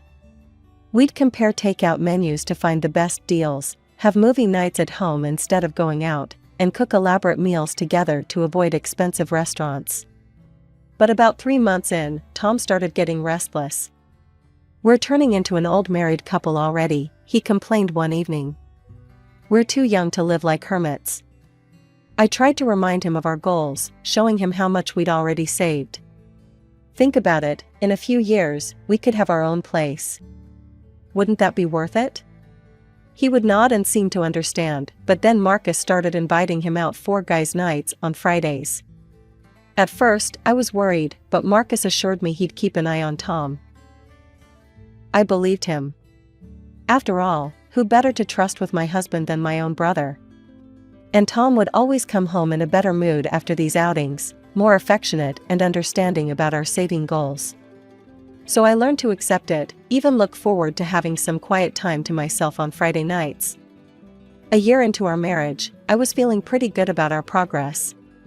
My savings account was growing steadily. I had managed to put away just over $30,000. I had no idea how much Tom had saved. We'd kept that part of our competition private, but I hoped he was doing as well as I was. It was a Thursday evening when Tom dropped his fishing trip bombshell. "Marcus and I are thinking of going fishing this weekend," he announced over dinner. His friend has a cabin up at Lake Webster. I looked up from my pasta, surprised. "This weekend? I thought we could finally have some time together. You've been working late all week." "Come on, Gil," he grinned, his eyes lighting up like a kid at Christmas. "I haven't been fishing in ages. It'll be fun. Just us guys, some beers, maybe catch something worth bragging about." As if on cue, there was a knock at our door. Marcus burst in. He had a key for emergencies, though I was starting to question the wisdom of that decision. "Little sister," he boomed, spreading his arms wide. Please, pretty please let your wonderful husband come fishing with me this weekend." He dropped to his knees dramatically in front of my chair. "I promise I'll take good care of him." No wild parties, no crazy stunts, just two guys trying to outsmart some fish. I couldn't help but laugh. Get up, you idiot. You're 40, not 4. Not until you say yes, he insisted, giving me his best puppy dog eyes, the same ones that had gotten him out of trouble countless times when we were kids. They left early Saturday morning, loading the car with fishing gear and a cooler full of supplies. I spent most of that morning cleaning the apartment, trying to keep busy, but by afternoon I was climbing the walls with boredom. That's when I had an idea. Marcus's girlfriend Sarah and I had become pretty good friends over the past year. She was smart, funny, and seemed to genuinely make my brother happy. Maybe she'd want to go shopping. I could justify a small splurge from my savings for some girl time. I pulled out my phone and dialed her number. She picked up on the third ring. Hey Sarah, it's Jillian. Listen, the boys are off fishing, so I was wondering if you'd like to go shopping? Maybe grab some lunch? There was a pause on the other end. Fishing? Marcus isn't fishing. He's here with me at my place. We're getting ready to drive to my parents' house for the weekend. He's actually in the next room right now. My blood ran cold. In the background, I could hear my brother's voice. Who's that, babe? Just my friend Lucy, Sarah replied, her voice slightly muffled. I sat there, phone pressed to my ear, as the implications of what I'd just learned began to sink in. My husband and my brother had lied to me. But why? Where was Tom really going? Sarah, I whispered, please don't tell Marcus about this call. I need to figure something out. Just, please? Of course, she promised. Are you okay? I don't know, I'll call you later. I hung up before my voice could break. For several minutes, I just sat there on our bed, my mind racing. Tom's laptop was on his desk, humming quietly in sleep mode. We had always been open with each other about passwords, or at least, I thought we had been. His was simple, his mother's birth date. I'd teased him about being too predictable, about needing better security. Now, that predictability was working in my favor. My hands trembled as I opened the laptop and typed in the password. His social media accounts were still logged in, he'd always been careless about that too. And then I saw her name, Rebecca. The message thread was extensive, going back months. With each scroll, each message I read, I felt my world crumbling around me. Can't wait to see you this weekend, baby. Your wife really bought the fishing story? Yeah, my brother-in-law's got my back. He's a legend. Ha, she's so clueless. Must be nice having such a trusting wife. They had been meeting almost every other weekend. Hotels, her apartment, even weekend trips disguised as work conferences or guys' outings. The level of detail, the casual cruelty of their jokes about me, the intimate photographs they shared, it made me physically sick. But worse was yet to come. There was a separate message thread with Marcus. My brother, protector, best friend since childhood. She totally bought it again, Tom had written just yesterday. Your sister's as gullible as ever. Huh, Marcus replied. Gil's always been a bit slow. Remember when we were kids and I convinced her that ice cream grew on trees? She's never gotten any smarter. You're the best wingman ever, bro. Rebecca says hi, BTW. Says thanks for covering with Sarah too. Anytime, what are brothers for? Besides, this is way more fun than actually hanging out with my boring sister.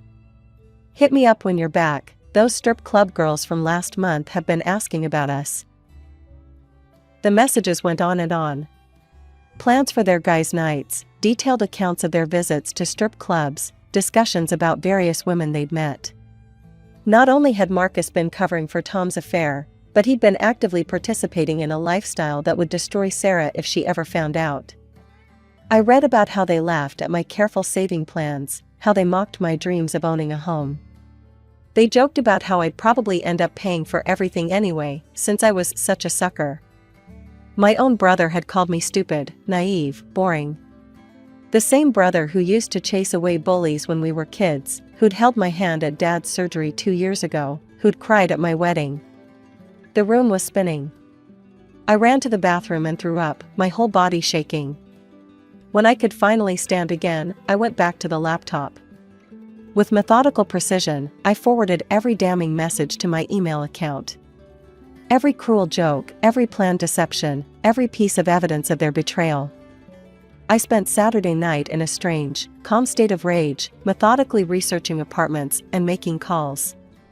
By Sunday morning, I had secured a furnished one-bedroom across town, paid the deposit from my savings, and signed the lease electronically. Tom came home around 3 in the afternoon, his face flushed and happy. He was carrying a convenience store bag with a few frozen fish inside, a pathetic attempt at maintaining his lie. "Hey, babe," he called out cheerfully. "You should have seen the ones that got away." I was sitting at the kitchen table, my laptop open in front of me. Without a word, I turned it toward him. On the screen was his conversation with Rebecca, including their plans for this weekend's rendezvous. "You know what's funny?" I said, my voice eerily calm. "I actually expected you to at least try to apologize." He straightened up, his expression hardening. "Why should I? You want to know the truth? You've become boring, Jillian. All you care about is saving money and planning for the future. Where's the fun? Where's the excitement?" Even Marcus says what? I cut him off. That I'm stupid? Naive? That I'm such a sucker for believing my husband and brother would actually be honest with me? Look, he sighed, running his hand through his hair, maybe this is for the best. We're clearly wanting different things. You're right, I interrupted again, standing up. I wanted a marriage, you wanted a convenience. I grabbed my pre-packed suitcase from behind the couch. I'm filing for divorce. Don't worry about your precious savings, you can keep them. Though I doubt there's much left after all those strip clubs and hotel rooms. I spent the afternoon moving my essential belongings to the new apartment. It was small but clean, with basic furniture and a view of a small park. My savings, the money I'd been setting aside for our future, would now be my fresh start fund. That evening, I drove to my parents' house for their regular Sunday dinner. I knew Marcus and Sarah would be there, they always were after their weekends with her parents. Mom was setting the table when I arrived. Dad was in his usual armchair, and Marcus and Sarah were on the couch, looking like the perfect couple. "There's my girl," Mom smiled. "We missed you at lunch yesterday." "Yeah, about that." I looked directly at Marcus. "How your weekend covering for Tom's affair was, Marcus?" The room went dead silent. Marcus's face turned white. "What are you talking about?" Dad demanded. I pulled out my phone and started reading the messages aloud. The crude jokes, the strip club visits, the careful coordination of lies. With each word, Sarah's face grew more horrified. When I finished, she turned to Marcus, tears in her eyes. "Is this true?" He couldn't even look at her. "Sarah, please." The sound of her palm connecting with his cheek echoed through the room. "We're done," she choked out. "Everything, we're done." She grabbed her purse and ran out, the front door slamming behind her. After Sarah left, I expected my parents to be shocked, angry, disappointed in Marcus. Instead, my mother burst into tears, not for me, but for him. "Look what you've done," she cried, rushing to comfort Marcus, who sat with his head in his hands. "Your brother's relationship is ruined." I stared at her in disbelief. "Are you serious right now? Did you hear anything I just said? About how he helped Tom cheat on me? About the strip clubs? The lies?" "Oh, Jillian," Dad sighed, shaking his head. "Boys will be boys. You're making a mountain out of a molehill. Tom was just blowing off some steam, and Marcus was being a good friend." A good friend? I felt like I'd stepped into some bizarre parallel universe. "He helped my husband cheat on me. He lied to my face for months. And now you've destroyed his relationship with Sarah," Mom snapped. "Was that really necessary? Couldn't you have handled this privately?" Marcus lifted his head, his eyes red but dry. Yeah, sis, real classy move. You just had to drag everyone into this, didn't you? I looked between them, my mother stroking Marcus's hair like he was a wounded child, my father giving me that disappointed look he'd perfected over the years, and my brother, playing the victim as he had his entire life. In that moment, something inside me broke and reformed, harder and colder than before. You know what? You're right. I should have known better than to expect any of you to take my side. Marcus has always been the golden child, hasn't he? He can do no wrong. Well, congratulations, you can have each other. I walked out of my childhood home that night and didn't look back. The divorce proceedings were surprisingly quick. Tom tried to claim half of my savings, arguing they were marital assets. We agreed to save together, he said in mediation, trying to sound reasonable. It was our joint plan for our future. But even his parents, who'd stayed out of the whole mess, told him to drop it. Don't make yourself look worse than you already do, his mother had said sharply. He withdrew his claim the next day. From mutual friends, I heard that Marcus and Tom were still thick as thieves. Without Sarah to keep him in check, Marcus had fully embraced the single life again. They were regulars at every bar and club in town, living it up like college freshmen instead of grown men in their 30s. Their social media was full of party pictures, groups of girls, and drunken adventures, not that I looked often, but word got back to me. Funny how clarity comes when you strip everything away. Without the distractions of a failing marriage or family drama, I could finally focus on what I wanted. And what I wanted was to succeed. I volunteered for every challenging project that came through TradeSync Solutions. The ones other managers avoided because they were too complex, too risky, or too time-consuming, I took them all. I stayed late, came in early, and poured every ounce of my energy into making each project exceptional. My first major success came with the Anderson account, a client everyone had written off as impossible to please.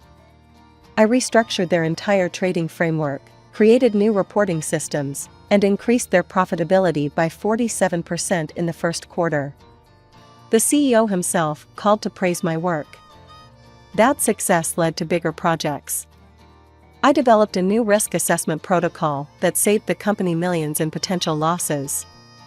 I streamlined our international trading processes, reducing transaction times by 60%. Each victory built upon the last, and people started to notice. Jillian, my boss called me in one day, how would you feel about joining the management team? We need someone with your vision.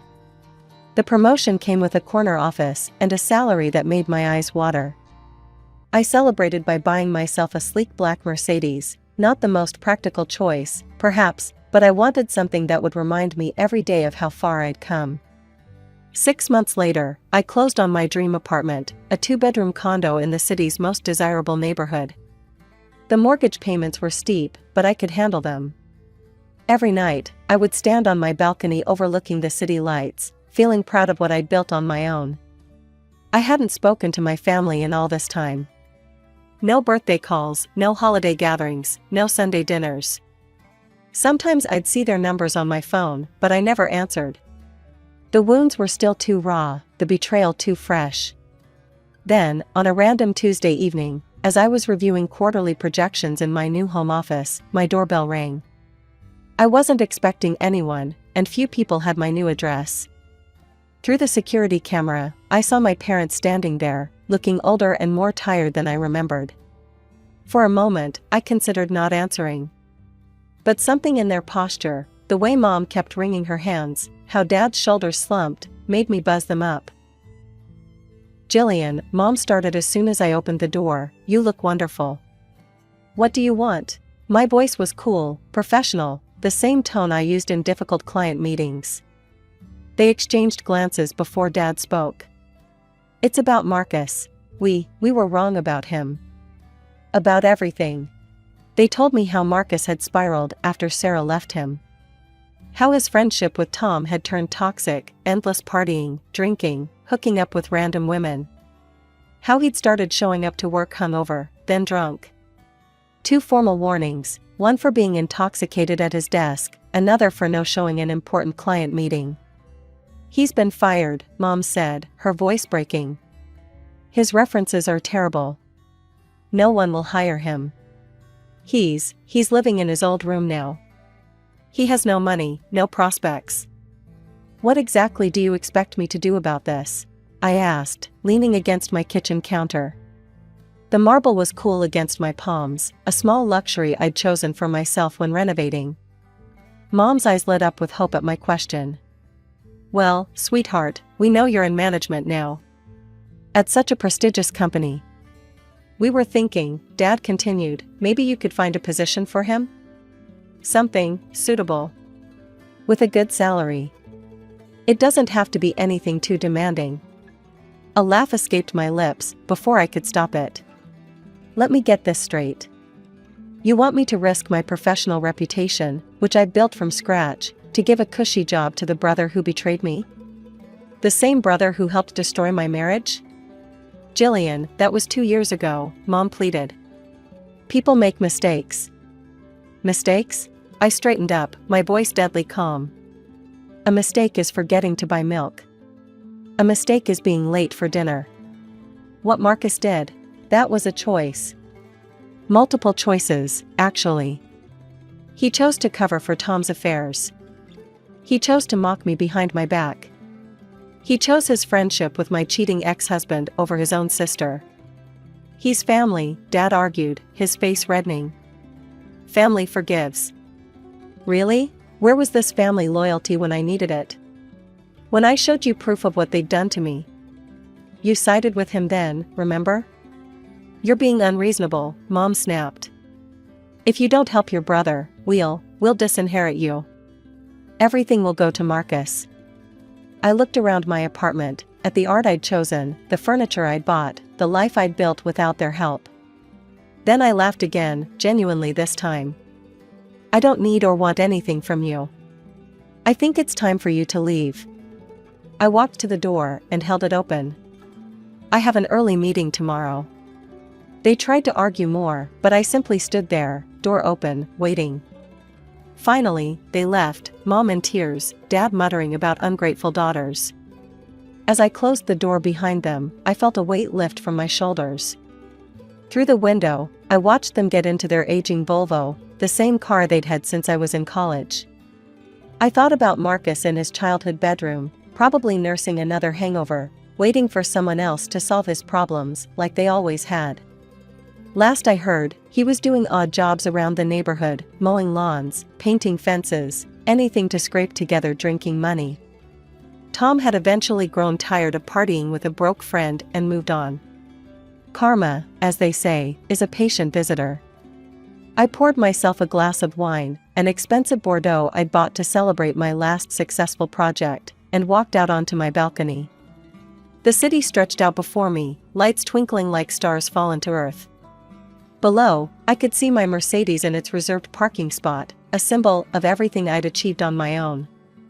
Some might call me cold for turning my back on family. But family isn't just about blood, it's about trust, respect, and loyalty. Those who truly love you don't betray you, mock you, or try to manipulate you. They stand by you, support you, and celebrate your successes. Growing up as the second daughter in the Wilson family meant living in Jessica's shadow. She was 5 years older, and according to our parents, she was perfect in every way. I learned this lesson early, and it was reinforced daily in ways both big and small. When I was 6, I got an A on my math test and ran home excited to show Mom and Dad. They were in the kitchen, fawning over Jessica's new dance routine. "That's nice, honey," Mom said without even looking at my paper. "But look at your sister's pirouette." I stood there holding my test until the paper went limp in my hands, then quietly headed to my room. The pattern never changed. Jessica got new clothes from the mall while I got her hand-me-downs. When she wanted a phone at 12, they bought her the latest iPhone. When I turned 12, I got Jessica's old flip phone, and was told to be grateful. "Your sister is going places," Dad would say whenever I dared to complain. "She needs these things for her future." Apparently, my future didn't need much investment. Our paternal grandparents, who lived in the fancy part of town with their swimming pool and perfectly manicured lawn, were cut from the same cloth. Every time we visited, Grandma Margaret would greet Jessica with enormous hugs and excited squeals, while I got a distracted pat on the head. "Oh, Robin," she'd say, like she'd just remembered I existed. "You've grown." The Christmas I was 8 really drove it home. Jessica unwrapped a brand new laptop for her schoolwork. I got a pack of notebooks and some pencils. "We're being practical," Grandpa Richard explained with that condescending smile of his. "This is more your speed, isn't it?" But I had my own sanctuary, my mother's parents' house. Grandma Eleanor and Grandpa George lived in a modest ranch-style home on the other side of town. There, something magical happened. I was treated like I mattered. They'd actually listen when I talked. They hung my artwork on their fridge right next to Jessica's. They remembered my favorite foods and made them when I visited. Jessica hated going there. "It's so boring," she'd complain. "They don't even have a pool, and Grandma Eleanor never lets me choose what we watch on TV."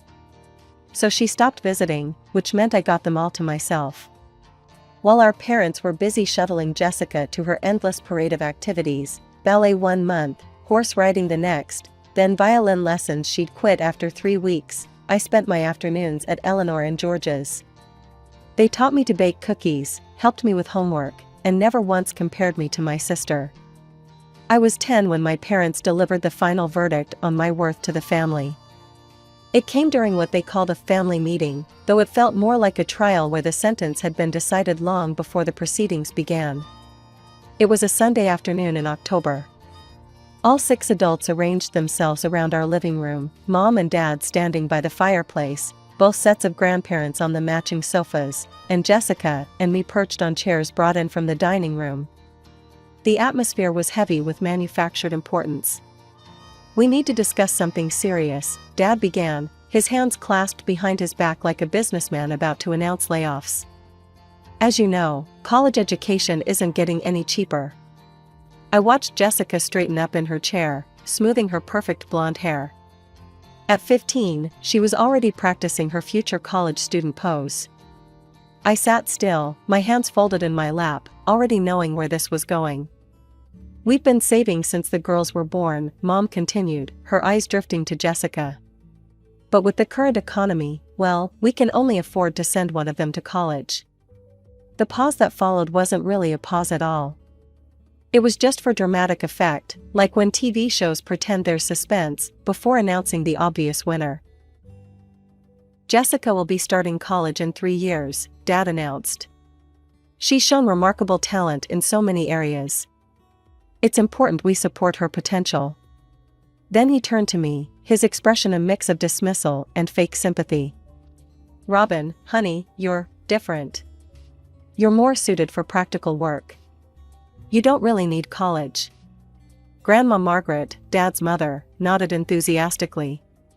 "Jessica is so gifted," she gushed. "Just last week, her dance teacher said she had natural grace. She needs the best education possible." I sat there, feeling smaller with each word. Not talented enough. Not worth investing in. Not special like Jessica. The familiar message, now just officially stamped and sealed. But then something unexpected happened. Grandpa George stood up, his face red with anger. "This is absolutely unfair," he declared. "How dare you write off a 10-year-old child like this?" "George," my father started, but Grandma Eleanor cut him off.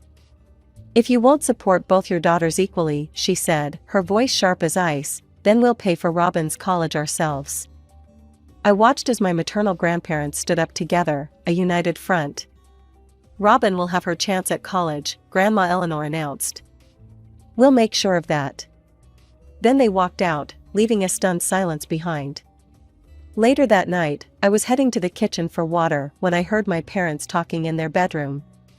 The heating vent carried their words clearly up to the hallway. "Mother's being ridiculous," Mom was saying. "Robin's not college material, she can barely keep up in regular classes. They should give us that money for Jessica's education instead." It would be wasted on Robin. She's just not bright enough, Dad agreed. I don't know why they're pushing this. I stood there in the dark hallway, their words washing over me like a familiar bitter rain. But somehow, it didn't hurt as much as it should have. Maybe because I'd heard it all before, or maybe because I could still hear Grandma Eleanor's fierce promise echoing in my head. The years passed, and Jessica went off to an expensive private college while I finished high school. My parents never missed a chance to brag about their perfect daughter, constantly updating everyone about Jessica's amazing college experience, her excellent grades, and her bright future ahead. I focused on my own studies, spending most of my time at Grandma Eleanor and Grandpa George's house. Their quiet support meant more than all my parents' loud praise of Jessica ever could. Then came the day that shattered my parents' perfect vision of their golden child. I was in my senior year when Jessica came home from college, fresh from graduation. I was doing homework at the kitchen table when she burst through the front door, mascara running down her face.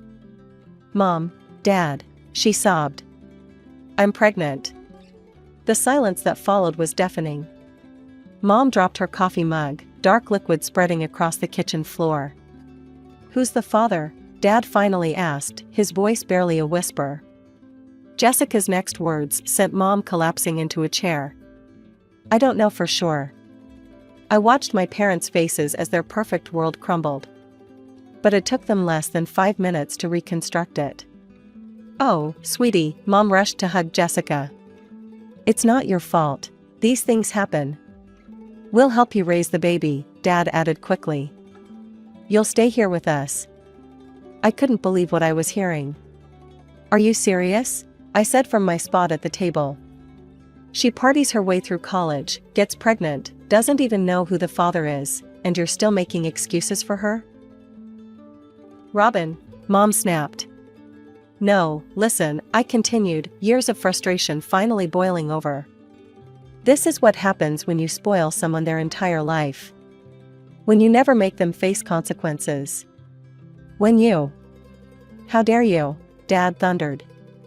"Your sister is going through a difficult time, and you're being cruel."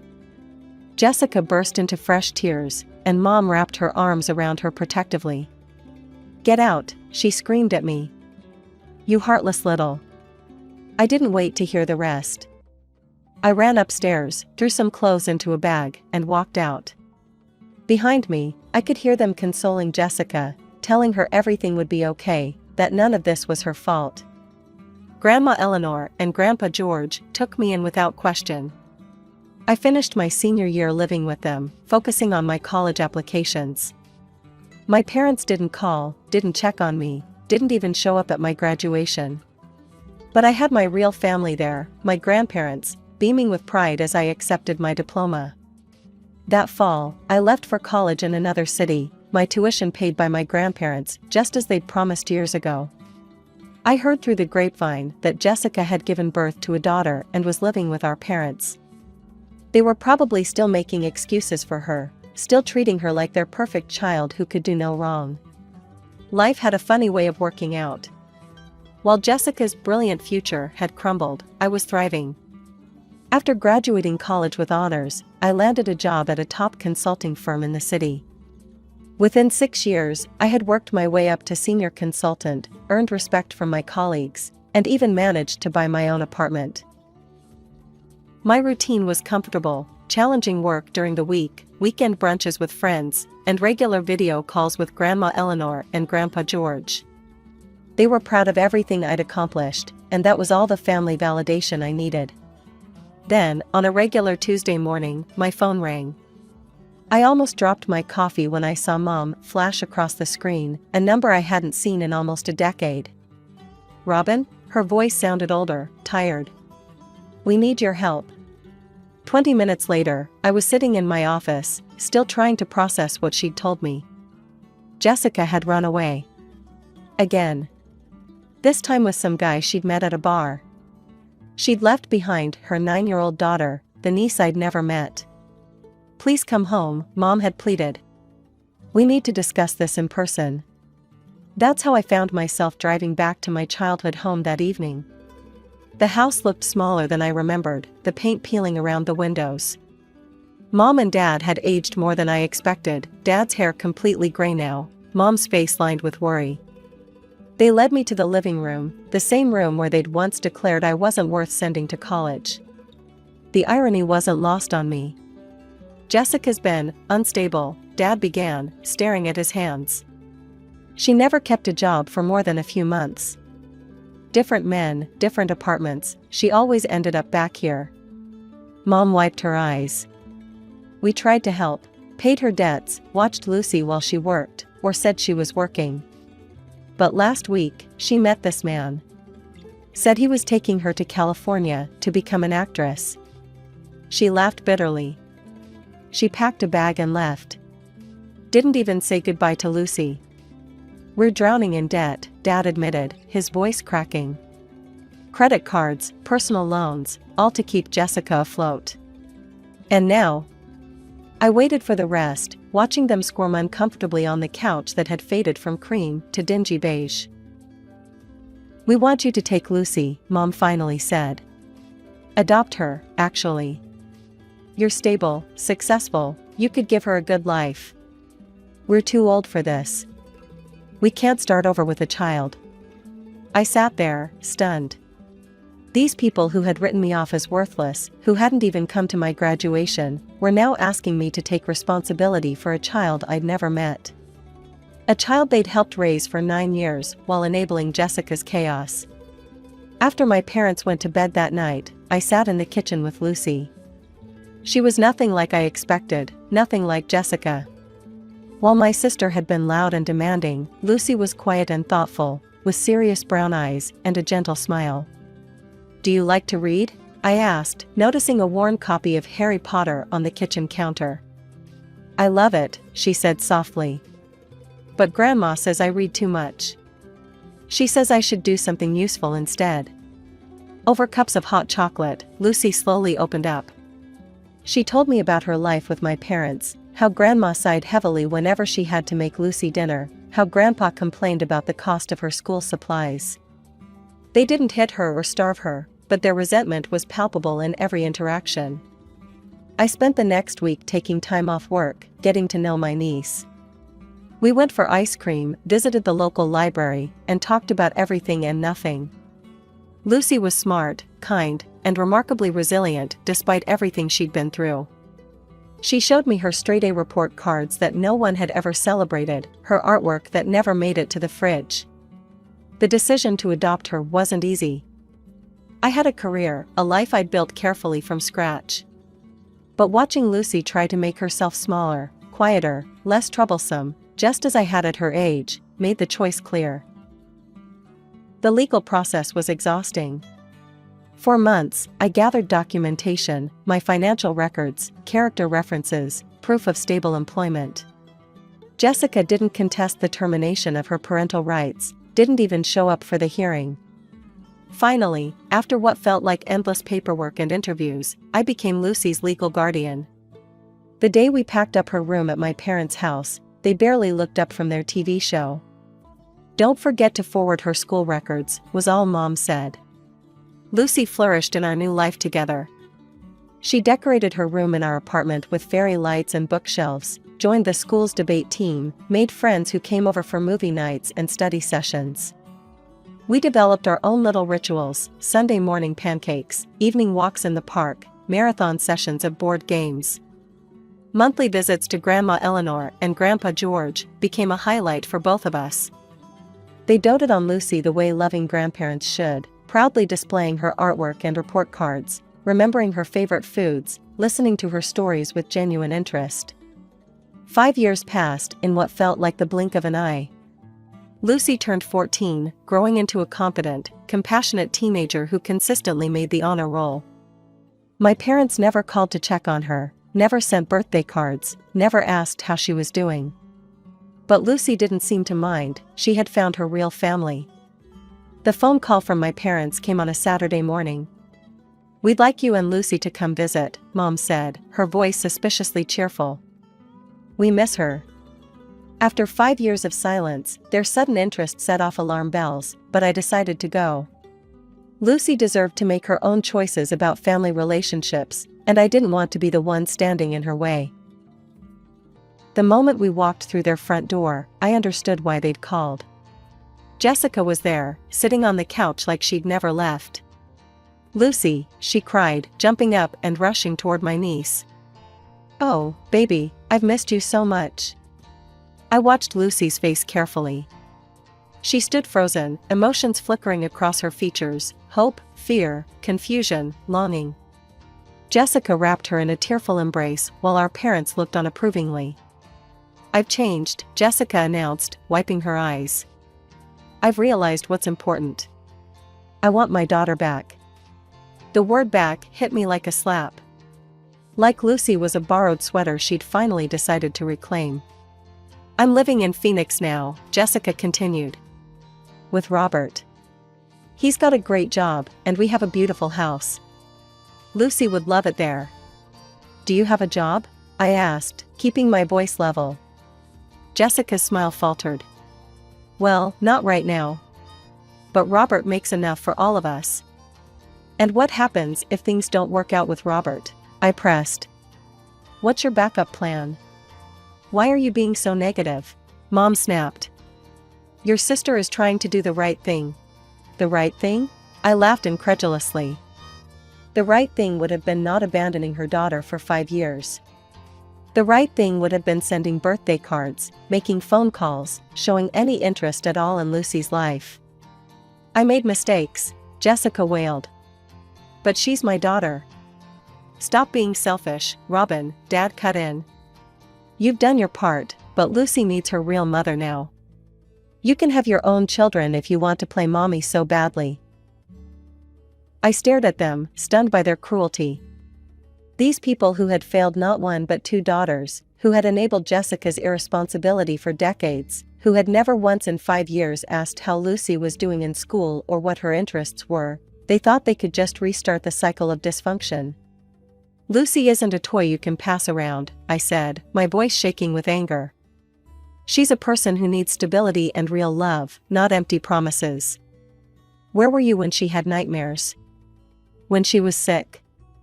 When she won the school spelling bee? Where were any of you?" "You have no right," Jessica screamed. "She's my child."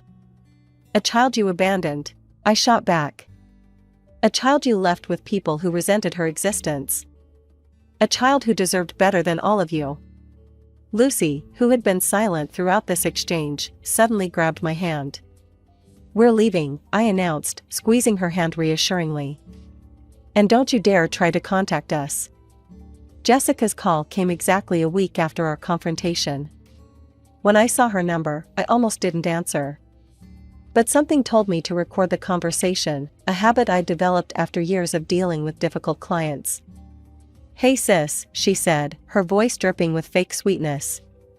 "I've been thinking about our situation, and I think I have a solution that could work for everyone." "What situation?" "Lucy, of course. Look, I know you've gotten attached to her, and I know you make good money at your fancy job. So here's the deal, give me $150,000, and I won't sue for custody." The phone nearly slipped from my hand. "Excuse me?" "It's really a win-win," Jessica continued casually, as if she wasn't trying to sell her own child. "You get to keep Lucy, and I get enough money to start fresh. You can afford it with your salary." "Let me get this straight," I said, my voice shaking. "You're trying to sell your daughter to me? Don't be so dramatic." "I'm just being practical. You want Lucy, I need money. Simple business transaction. She's your child, Jessica. Not a used car." "Fine," she snapped, her sweet tone vanishing. "Have it your way. I'll sue for custody, and you'll never see her again. How's that for practical?" She hung up, and I sat there, clutching my phone, feeling sick to my stomach. The lawsuit came 3 days later. Jessica's new boyfriend had hired her a slick lawyer who specialized in family court. The initial filing painted Jessica as a reformed mother who had overcome hardship to create a stable home for her daughter, while portraying me as a manipulative aunt who had taken advantage of a temporary situation. In court, Jessica played her role perfectly. Tears streaming down her face, she told the judge about her journey of personal growth and how she'd found stability with her new partner. She claimed I had alienated Lucy from her, that I was using her daughter to prove I was better than my sister. Our parents testified on her behalf, claiming they'd only asked me to take Lucy temporarily while Jessica got back on her feet. Dad even suggested I was emotionally manipulating Lucy to turn her against her mother. I sat there, listening to their lies, watching them spin their web of deception. But I had come prepared. Your Honor, my lawyer said, I'd like to submit an audio recording into evidence. Jessica's face went pale as her voice filled the courtroom. Give me $150,000, and I won't sue for custody. You want Lucy, I need money. Simple business transaction. The silence that followed was deafening. Jessica's lawyer stammered, trying to object, but the damage was done. Our parents sat frozen in their seats, for once without excuses to make for their perfect daughter. Then Lucy stood up. At 14, she seemed suddenly older, more confident than I'd ever seen her. I want to stay with Robin, she said clearly. My mother abandoned me. Robin chose me. She's my real family. I watched Jessica's face crumple, not in genuine grief, but in the realization that she'd lost her leverage. Our parents couldn't meet anyone's eyes. And Lucy? Lucy stood tall, finally free of the weight of her mother's shadow. The judge's decision was swift and unequivocal. Not only did I retain full custody of Lucy, but Jessica was barred from any contact with her daughter. The judge called her attempt to sell custody morally reprehensible and a clear indication of unfitness as a parent. I watched Jessica crumble in her seat as the ruling was read. Her boyfriend, who had been sitting in the back of the courtroom, stood up and walked out without a word. Later, I heard he'd left her the same day, disgusted by her attempt to sell her own child. My parents tried to catch us in the courthouse parking lot. Robin, please, Mom called out. We can work this out as a family. I turned to face them one last time. Family? You haven't been family to either of us in years. Lucy deserves better than what you did to me, what you let Jessica do to her. But where will Jessica go? Dad demanded. Robert left her. I laughed, but there was no humor in it. Of course. Still worried about Jessica, even now. Some things never change. Jessica moved back in with our parents, exactly where she'd started.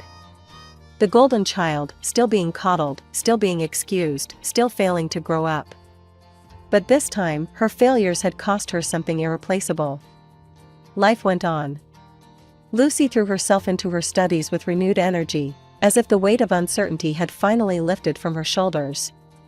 She joined the school's newspaper team, started taking photography classes, and began talking about wanting to study journalism in college. You know what's funny? She said one evening as we were making dinner together. For years, I thought something was wrong with me because my mom kept leaving. But now I realize she was the one with the problem. She never knew how to love anyone but herself. I hugged her tight, amazed by her wisdom. You're the strongest person I know, kiddo. Grandma Eleanor and Grandpa George remained our constant support system. Sunday dinners at their house became a sacred tradition. They proudly displayed Lucy's photography in their living room, bragged about her achievements to their friends, and saved newspaper clippings of every article she wrote for the school paper. You two saved each other, Grandma Eleanor told me one day while we watched Lucy showing Grandpa George how to use his new digital camera. Just like George and I tried to save you. She was right. In trying to give Lucy the childhood I never had, I'd found the family I'd always wanted. Not the one I was born into, but the one we chose together.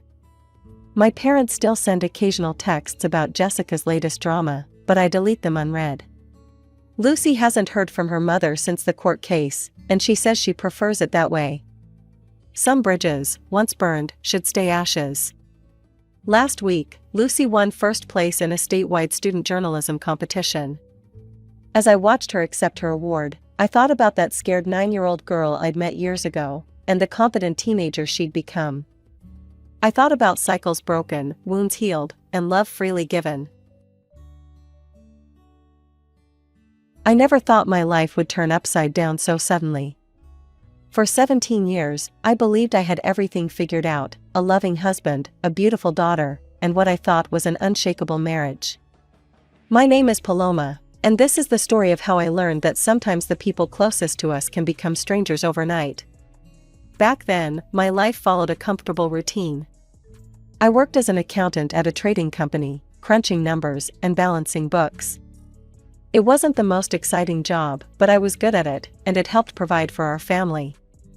My husband Mark was a sales representative for a large firm, which meant frequent business trips. I'd gotten used to those absences over the years, even looked forward to his returns when I'd cook all his favorite meals. Our daughter Sarah was 15, a bright teenager who filled our home with energy. She was the perfect blend of both of us, Mark's charm and my determination. We lived in a modest but comfortable apartment, and I thought we were happy. Looking back now, I realize how naive I was to think that contentment could last forever. "When are you coming back this time?" I asked Mark over the phone during one of his business trips. It was a conversation we'd had countless times before. "Should be home by Thursday," he replied, his voice distant. "Don't bother cooking anything special." That should have been my first clue. Mark had always loved my cooking, especially after being away. But lately, everything had changed subtly. He'd come home from his trips different, distracted, thoughtful, almost cold. When he'd walk through the door, instead of the warm embraces I was used to, he'd barely acknowledge the meals I'd prepared. "Are you okay?" I'd ask him repeatedly. "You seem different." "Just tired from work," he'd say, brushing off my concerns. "It's nothing." I blamed it on a midlife crisis. That's what everyone talked about, right? Men hitting their 40s and going through changes. I convinced myself it was temporary, that everything would return to normal if I just gave him time and space. Sarah noticed it too, but we both stayed quiet, hoping it would pass. "Mom, Dad seems weird lately," she mentioned one evening while we were doing dishes together. "He's just stressed with work, honey," I replied, believing my own lies. "These things happen in marriage sometimes. It'll get better." I focused on being the perfect wife, thinking that if I just tried harder, cooked better meals, kept the house more organized, everything would go back to how it was. But life has a way of shattering our illusions when we least expect it. I remember that ordinary Tuesday evening when everything changed. I had just gotten home from work and was checking my social media messages while sitting on the couch in our living room. A message from someone I didn't know. I almost ignored it, but something made me open it. "Hello, Paloma," the message read. "I think it's time we talked. I'm your husband's second wife." My hands trembled as I continued reading the message in our living room. Each word felt like a knife twisting deeper into my heart. "I've been seeing Mark for 3 years now," the message continued. "We have a beautiful son together, the child he always wanted. I'm young, beautiful, and I make him happy in ways you never could." I felt sick to my stomach, but I couldn't stop reading. Then came the screenshots, dozens of them. Messages between my husband and this woman, revealing the ugly truth about his feelings for me. "I can't stand looking at her anymore," Mark had written. "She's gotten so fat and ugly. Being in bed with her is like sleeping next to a log." Tears blurred my vision as I scrolled through more messages. "Her cooking makes me want to vomit. The whole house feels suffocating. If it wasn't for Sarah, I would have left years ago." The final message from this woman felt like the ultimate slap in the face. "If you have any pride left, Paloma, you'll let him go. He doesn't love you anymore. He hasn't for a long time." The room started spinning. I remember trying to stand up, but my legs wouldn't support me. The last thing I heard was my phone clattering to the floor before everything went black. I woke up to Sarah's worried face hovering over me. I was lying on the living room floor where I had collapsed. Mom, can you hear me?" Sarah's voice sounded distant. "I'm calling an ambulance." No, honey, I'm fine, I tried to say, but the words came out slurred. The paramedics came anyway. They checked my vitals while I sat on our living room couch, Sarah clutching my hand. That's when Mark walked in. What happened? He asked, and for a moment, I saw concern in his eyes. Then he saw my phone on the coffee table, still open to those messages. Is it true? I whispered, looking into his eyes. All of it? He didn't even try to deny it. His face hardened, and in that moment, I saw the stranger he'd become. Yes, he said flatly. I don't love you anymore, Paloma. I haven't for a long time. I want a divorce. Sarah gasped beside me, her grip on my hand tightening. The paramedics tactfully stepped into the kitchen, giving us space. How could you do this to Mom? Sarah's voice shook with anger. How could you? I'm sorry you had to find out this way, was all he said before walking out of the room. The next few weeks passed in a blur. I filed for divorce, going through the motions like a zombie. Sarah was my rock through it all, choosing to stay with me, despite Mark's attempts to convince her otherwise. He agreed to pay alimony for her without argument, probably the only decent thing he did during that time. Time moved forward, as it always does. Before I knew it, Sarah was graduating from high school. Mark and I split the costs of her college education equally. It seemed like the only civil interaction we had left. We both wanted the best for our daughter, even if we couldn't stand being in the same room together. Sarah chose a college in another city, and at first everything seemed fine. She called me regularly, telling me about her classes, her new friends, and life in the dorms. I lived for those calls, clinging to each detail she shared about her new life. But gradually, the calls became less frequent. When I tried reaching out, I'd get short, clipped responses. Sorry, Mom, I'm busy right now. Can't talk, got a study group.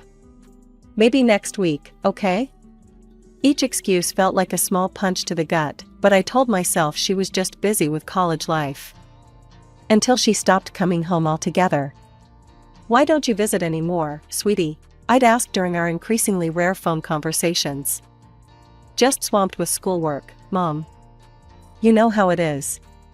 One evening, feeling particularly lonely, I decided to check her social media page. At first, nothing seemed unusual, just typical college posts about classes and friends. Then I saw it. Among her friends list was a familiar face, Mark's wife, the woman who had destroyed my marriage. My hands shaking, I clicked on her profile. What I saw made my blood run cold. There were dozens of photos of Sarah with Mark, his wife, and their son. Happy family photos. Finally reunited, read one caption. Complete family time, said another. In every picture, Sarah was beaming, hugging her father and his new wife like they were one big happy family. I felt sick. All those excuses, all those missed visits, she'd been with them the whole time. I took screenshots of the photos and sent them to Sarah with trembling fingers. Then I called her, my heart pounding. She answered on the third ring. Before I could say anything, she cut me off. I was wondering when you'd find out, she said, her voice cold and unfamiliar. Why, Sarah, why didn't you tell me? Because they're fun, Mom. They're rich and interesting. Dad and Lisa take me shopping, buy me designer clothes. He just got me a new car for my birthday. What do you offer? A boring apartment and your boring life? Each word felt like a slap. I'm your mother, Sarah. I raised you. Yeah, well, I'm old enough to choose who I want to spend time with, she interrupted. Lisa gives me money whenever I need it. They take me on vacations. If you don't like it, that's your problem. I sat there in my quiet apartment, staring at my phone through tears. First Mark, now Sarah. The two people I loved most in the world had both chosen the younger, prettier, richer woman over me. I curled up on my couch and sobbed, feeling more alone than I ever had in my life. I desperately needed someone to talk to. That's when I remembered my father. We hadn't spoken in 15 years, not since that terrible fight about Mark. Dad had seen right through him, had warned me repeatedly, but I wouldn't listen. "He's not right for you, Paloma," Dad had said back then. "There's something off about him." "You just don't want me to be happy," I had shouted back. "You've never supported my choices." Those were the last words we'd exchanged before I stormed out of his house, choosing Mark over my father. Now, the irony of it all made me laugh bitterly. Dad had been right all along. With trembling fingers, I dialed his number, half expecting it to be disconnected after all these years. "Hello?" His voice hadn't changed at all. "Dad?" My voice cracked. "It's Paloma. I was wondering if we could talk." "Come over right now," he said without hesitation. "I'll text you the gate code." "Gate code?" I wondered as I drove to my childhood home. But nothing could have prepared me for what I found. The modest house I grew up in had been transformed into a stunning estate. A security gate guarded the entrance, and the house itself had been completely renovated, at least triple its original size. Dad was waiting at the door, his hair grayer than I remembered, but his eyes just as kind. "Welcome home, sweetheart." "Dad, what, how?" I gestured at the house. He grinned proudly. "A lot can happen in 15 years. Come inside, I'll explain everything." Over coffee in what used to be our simple kitchen, now a gourmet masterpiece, Dad told me how he'd built a real estate empire from scratch. "I own about 30 properties in the city now," he said casually. "Both residential and commercial. Turns out your old man had a knack for business after all." Then it was my turn. I told him everything, about Mark's betrayal, his new wife and son, and finally, about Sarah's rejection. By the end, I was sobbing in his arms like a little girl. "I'm so sorry, Dad," I whispered. "You were right about Mark. I should have listened." "I forgave you long ago, sweetheart," he stroked my hair. "I'm just glad you're home now." After that day, I started visiting Dad regularly. It felt like making up for lost time. We talked about everything, his business, my life, our shared regrets. One evening, as we sat on his terrace overlooking the city, he made an unexpected proposal. "Come work for me," he said. "I need a good accountant for my company, someone I can trust. Someone who can learn the business from the ground up." "Dad, I don't know anything about real estate." "I'll teach you. You're smart, Paloma. You always have been. And maybe," he paused, "maybe it'll help take your mind off everything else." He was right. Learning the real estate business was exactly what I needed. Dad started teaching me everything: property valuation, contract negotiations, market analysis. For the first time in years, I felt truly excited about something.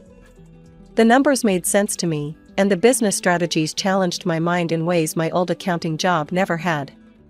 3 years passed quickly as I immersed myself in learning the real estate business. I still checked Sarah's social media occasionally. That's how I learned she was graduating from college. There was no invitation for me to attend the ceremony. Instead, I received a brief message. "Don't come to graduation. Lisa says it would make her uncomfortable."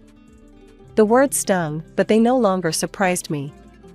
My daughter had made her choice clear. She wanted her father's new family, not me. The photos from her graduation showed her beaming between Mark and Lisa, her half-brother perched on Mark's shoulders. The perfect family portrait, complete without me.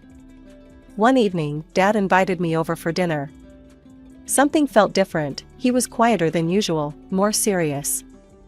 After we finished eating, he led me to his study. "Sit down, sweetheart," he said, lowering himself carefully into his leather chair. "There's something I need to tell you." My heart clenched at his tone. "What is it, Dad?" "I've been sick for a while now," he said quietly. "Cancer. I've been fighting it for 3 years, but..." He shook his head slowly. "The doctors say I don't have much time left." The world seemed to tilt on its axis. "Why didn't you tell me sooner?" "Because I had work to do," he smiled sadly. "I needed to prepare you to take over the business. That's why I brought you in when I did." I knew I needed time to teach you everything. I fell to my knees beside his chair, grabbing his hand. Dad, no. Hey now, he squeezed my hand. Don't cry, sweetheart. We got these last 3 years together. We made peace. That's all I wanted, to know you were ready, to know we'd made things right between us. Now I can go peacefully. He was gone 3 months later. I arranged the funeral myself, trying to honor him as best I could.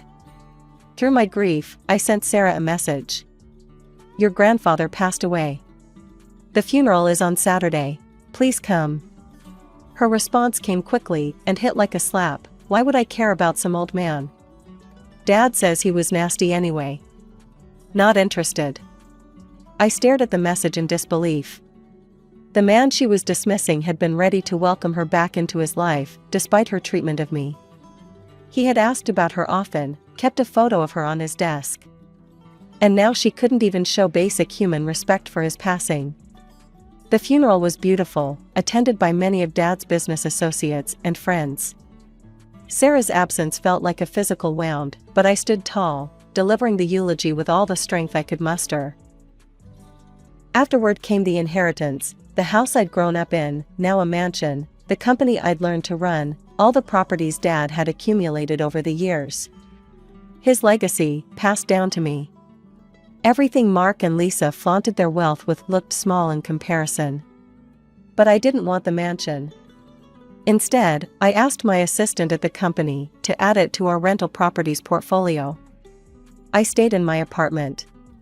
I'd had it renovated exactly how I liked it, and it felt like home. My neighbors had become friends over the years, and the location was perfect for overseeing the business. 2 years passed quietly. The business thrived under my management, though my personal life remained empty of the one person I missed most. Then, out of nowhere, my phone rang with Sarah's number on the screen. Mom, she said, without any greeting. I'm getting married. We'll come by next week to talk about it.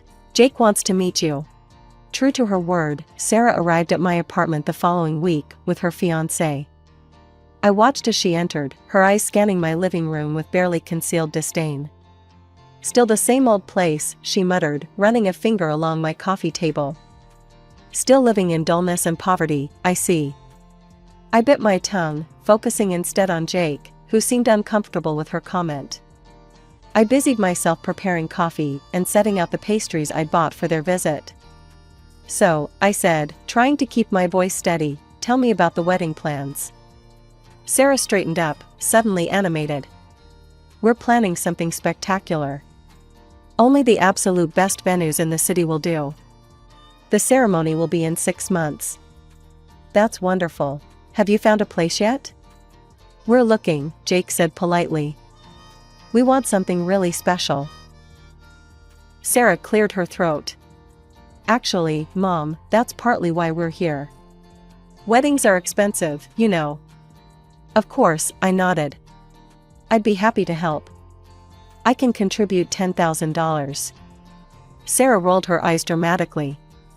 Well, I guess that's better than nothing. Lisa's already promised to handle my dress and the honeymoon. They didn't stay long after that. As the door closed behind them, I sank onto my couch, thinking about the irony of it all. With the success of Dad's, now my company, I could easily finance 10 such weddings without blinking an eye. But Sarah's attitude, her constant digs about my poverty, her complete lack of interest in my life, it all held me back. Let's see how this plays out, I murmured to myself. I waited for a wedding invitation, checking my mail every day. Nothing came. Finally, curiosity got the better of me, and I visited Sarah's social media page. There it was, a lengthy post about her perfect wedding venue. My eyes widened as I read the name of the ceremony hall she'd chosen. The Grand Plaza, one of the most prestigious event venues in the city. Also one of my properties. Finally, her post read. Jake and I found the most amazing venue for our wedding. The Grand Plaza is absolutely perfect, so elegant and exclusive. Just need to sign the rental agreement and everything will be set. I couldn't help but smile. Sarah had no idea that her poor mother owned the very hall she was so excited about. She'd chosen it precisely because it represented everything she thought I couldn't provide: luxury, elegance, wealth. A week after Sarah's visit with Jake, she showed up at my apartment alone. Her expression was cold, practiced. "Mom, I need to tell you something," she said, standing in my living room, not bothering to sit down. "I won't be inviting you to the wedding." I felt my heart crack, but kept my face neutral. "Why not?" "Look around," she gestured dismissively at my apartment. "The wedding will be at this gorgeous hall. Important people will be there: Jake's family, Dad's business associates, Lisa's friends. You." She looked me up and down. "You're too simple, too poor. You wouldn't fit in." The cruelty of her words took my breath away. "But hey," she added, heading for the door, "you can still send a gift." "Money would be best. I'll text you my card details." The door clicked shut behind her. I sat there for a long moment, then picked up my phone and made a call to my office. A week later, I walked into the Grand Plaza's executive office, where Sarah, Jake, and his parents were sitting with my property manager, ready to sign the rental agreement. Sarah was beaming, practically glowing with satisfaction, until she saw me walk in. "Mom?" Her jaw dropped. "What are you doing here?" I smiled, settling into the leather chair behind the desk. "The Grand Plaza belongs to me, along with several other luxury venues in the city. In fact," I gestured around us, "this entire company that manages these properties is mine." Sarah started stuttering. But how? Where did you get all this?" "Remember when I told you your grandfather had died? When I invited you to his funeral?" I kept my voice level. "The one you called some nasty old man? He left me everything: his company, his properties, his legacy." Sarah's face went from pale to red. Then, like flipping a switch, her expression changed to one I recognized, the same calculating look she'd worn when choosing between me and Lisa years ago. "Wait, if you own all this, then I'm your only heir. You have to give me the venue for free. And a wedding gift, maybe one of your properties?" I couldn't help but laugh. "Actually, I came here personally to deny your rental application." "What?" Sarah jumped to her feet. "You can't do that." "I can and I am." I stood up, gathering my papers. "I suggest you find another venue. And Sarah?" I paused at the door. "Maybe think about whether it's worth destroying relationships with people who truly love you just because they don't seem rich or important enough." "But Mom," Sarah's screams followed me down the hallway. "You can't do this to me. I'm your daughter, Mom." I kept walking, my heels clicking against the marble floor, drowning out her protests. For the first time in years, I felt truly strong, not because of my wealth or position, but because I'd finally stood up for myself. 3 days after my confrontation with Sarah at the Grand Plaza, a gold-embossed envelope arrived in my mail. Inside was an elaborate wedding invitation, the kind that probably cost more than most people's weekly salary. My phone buzzed with a message almost simultaneously. "Mom, I'm so sorry for everything," Sarah's message read. "I've been horrible to you. I've done a lot of thinking, and I realize now how wrong I was. I'm ready to cut ties with Dad and Lisa completely. We don't need them in our lives. Please come to my wedding. Please give me another chance." I sat on my couch, holding the invitation in one hand and my phone in the other, feeling an odd sense of déjà vu. The words were perfect, the apology seemed heartfelt, but something felt off. Then it hit me, this wasn't really about me at all. "When I chose your father and Lisa," I typed back slowly, "it was because they seemed to offer something better than what I had with my dad. More money, more excitement, more status. I abandoned someone who truly loved me for superficial things." Sound familiar? I waited, watching the 3 dots appear and disappear several times before her response came through. "That's not fair, Mom. I really want to make things right." But I could see it clearly now. When Mark and Lisa had money and status, Sarah had chosen them. Now that she knew I was wealthy, she was choosing me. The pattern was painfully obvious. I didn't respond to her message. Instead, I placed the wedding invitation in my desk drawer, next to the photo of my father. The wedding date came and went. I spent that day working in my office, looking out over the city my father had built and I now managed. Sarah posted plenty of photos online. She'd found another venue, though not quite as prestigious as the Grand Plaza. She looked beautiful in her white dress, but her smile seemed forced. Sometimes I still check her social media, watch her life unfold from a distance. She doesn't post as many photos with Mark and Lisa anymore. I suppose the shine has worn off that relationship too. Occasionally, she still sends me messages, usually when she needs something, but I've learned to let them sit unanswered. I haven't given up hope for reconciliation. After all, it took me 15 years to understand what I'd done to my father, to truly regret choosing superficial things over real love. My dad waited patiently all those years, ready to welcome me back when I finally understood. Maybe that's my role now, to wait, to be ready if Sarah ever truly understands the difference between loving someone for who they are and loving them for what they can give you.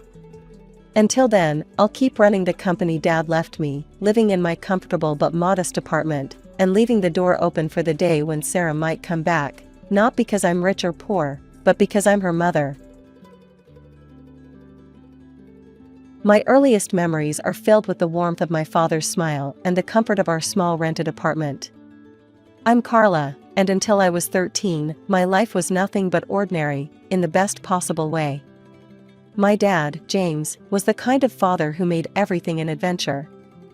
Even though we lived in a modest apartment, he turned our tiny balcony into a fairy garden and our living room into a fort during rainy weekends. Mom, Sarah, was different, more reserved, always dreaming of a bigger house and a grander life. But back then, their differences seemed to balance each other out perfectly. "Carla, sweetie, would you like to spend the weekend at Grandpa's?" Mom would often ask, and I'd jump at the chance. Not because I didn't want to be home, but because Grandpa Richard's house was like a second home to me. It was this beautiful two-story Victorian with creaking wooden floors and endless corners to explore. "Your mother needs her alone time with your father," Grandpa would explain with a knowing smile when I'd arrive at his doorstep. "And I need my time with my favorite granddaughter." I was a perceptive child, more than the adults around me realized. I understood that Mom sometimes needed space, that she and Dad had their own relationship to nurture. It didn't hurt me, if anything, it made me feel mature. Plus, those weekends with Grandpa were precious. He'd tell me stories about Dad's childhood, teach me about managing money, he was a retired bank manager, and make the best pancakes in the world. "You know, Carla," he told me once while we were having breakfast on his porch, "your mother dreams of a house like this. But you know what's more important than a big house? A home filled with love." I nodded, understanding even at that young age. Our apartment might have been small, but it was filled with love. Dad would come home from his job at the insurance company, swing me around in his arms, and pepper Mom with kisses until she laughed despite herself. Those moments made our tiny space feel infinite. But life has a way of changing when you least expect it. I was 13 when Dad started losing weight rapidly. At first, he joked about it, saying he was finally getting in shape, but his eyes told a different story. The doctor's visits became more frequent, and Mom's face grew increasingly worried. "It's just a phase," Dad would say, ruffling my hair weakly. "I'll be back to my old self in no time." But he wasn't. The disease, aggressive pancreatic cancer, consumed him like a wildfire. Within months, my strong, vibrant father became a shadow of himself. I watched helplessly as Mom tried to hold everything together, but I could see her crumbling inside. The last conversation I had with Dad is forever etched in my memory. He was lying in his hospital bed, his hand barely strong enough to hold mine. "Take care of your mom for me, princess," he whispered. "And let Grandpa guide you. He's wiser than all of us combined." The year after Dad's death felt like living in a fog. Mom spiraled into such deep depression that she could barely look at me. I guess I reminded her too much of him. Thank goodness for Grandpa Richard. He became my rock, my safe harbor in the storm that our lives had become.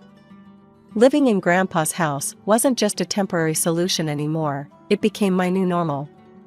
Every morning, I'd wake up in what used to be Dad's old room, surrounded by his childhood photos and trophies. Grandpa made sure I kept up with school, helped me with homework, and tried his best to fill the void both my parents had left, one through death, the other through grief. Mom would call occasionally, but her voice always seemed distant, detached. Her visits were even rarer, quick stops where she'd barely meet my eyes, before rushing off again. I learned to stop expecting more. Then, exactly 1 year and 2 months after Dad's death, everything changed. Mom showed up at Grandpa's door one sunny Saturday morning, and I almost didn't recognize her. Gone was the grieving widow in black, replaced by someone wearing a bright yellow dress and sporting a new haircut. Her face was glowing with unhappiness. "Carla, sweetie, pack your things. You're coming home," she announced, bouncing on her heels like a teenager. I looked at Grandpa, confused. He seemed just as surprised as I was. The drive back to our apartment was filled with Mom's cheerful chatter about everything and nothing. It was like sitting next to a stranger who happened to look like my mother. But the real shock came when we walked through our apartment door. There, in our small living room, stood a tall man and a girl who looked about 3 years younger than me. They both smiled awkwardly as Mom practically danced to their side.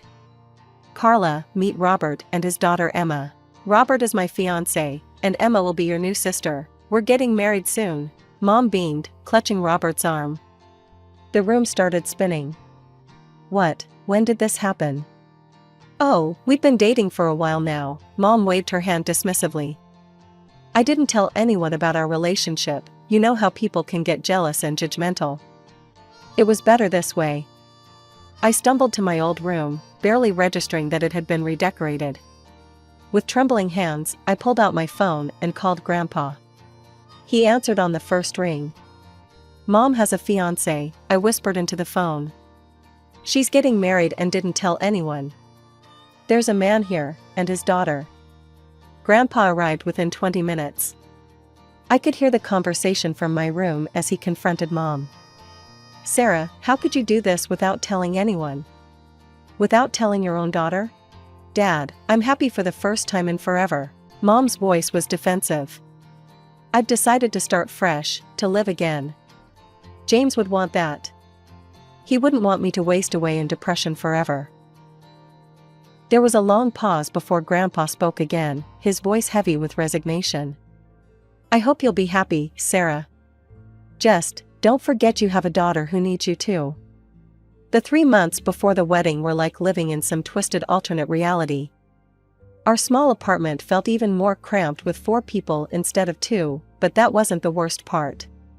What really got to me was watching Emma, my soon-to-be stepsister, wrap my mother around her finger.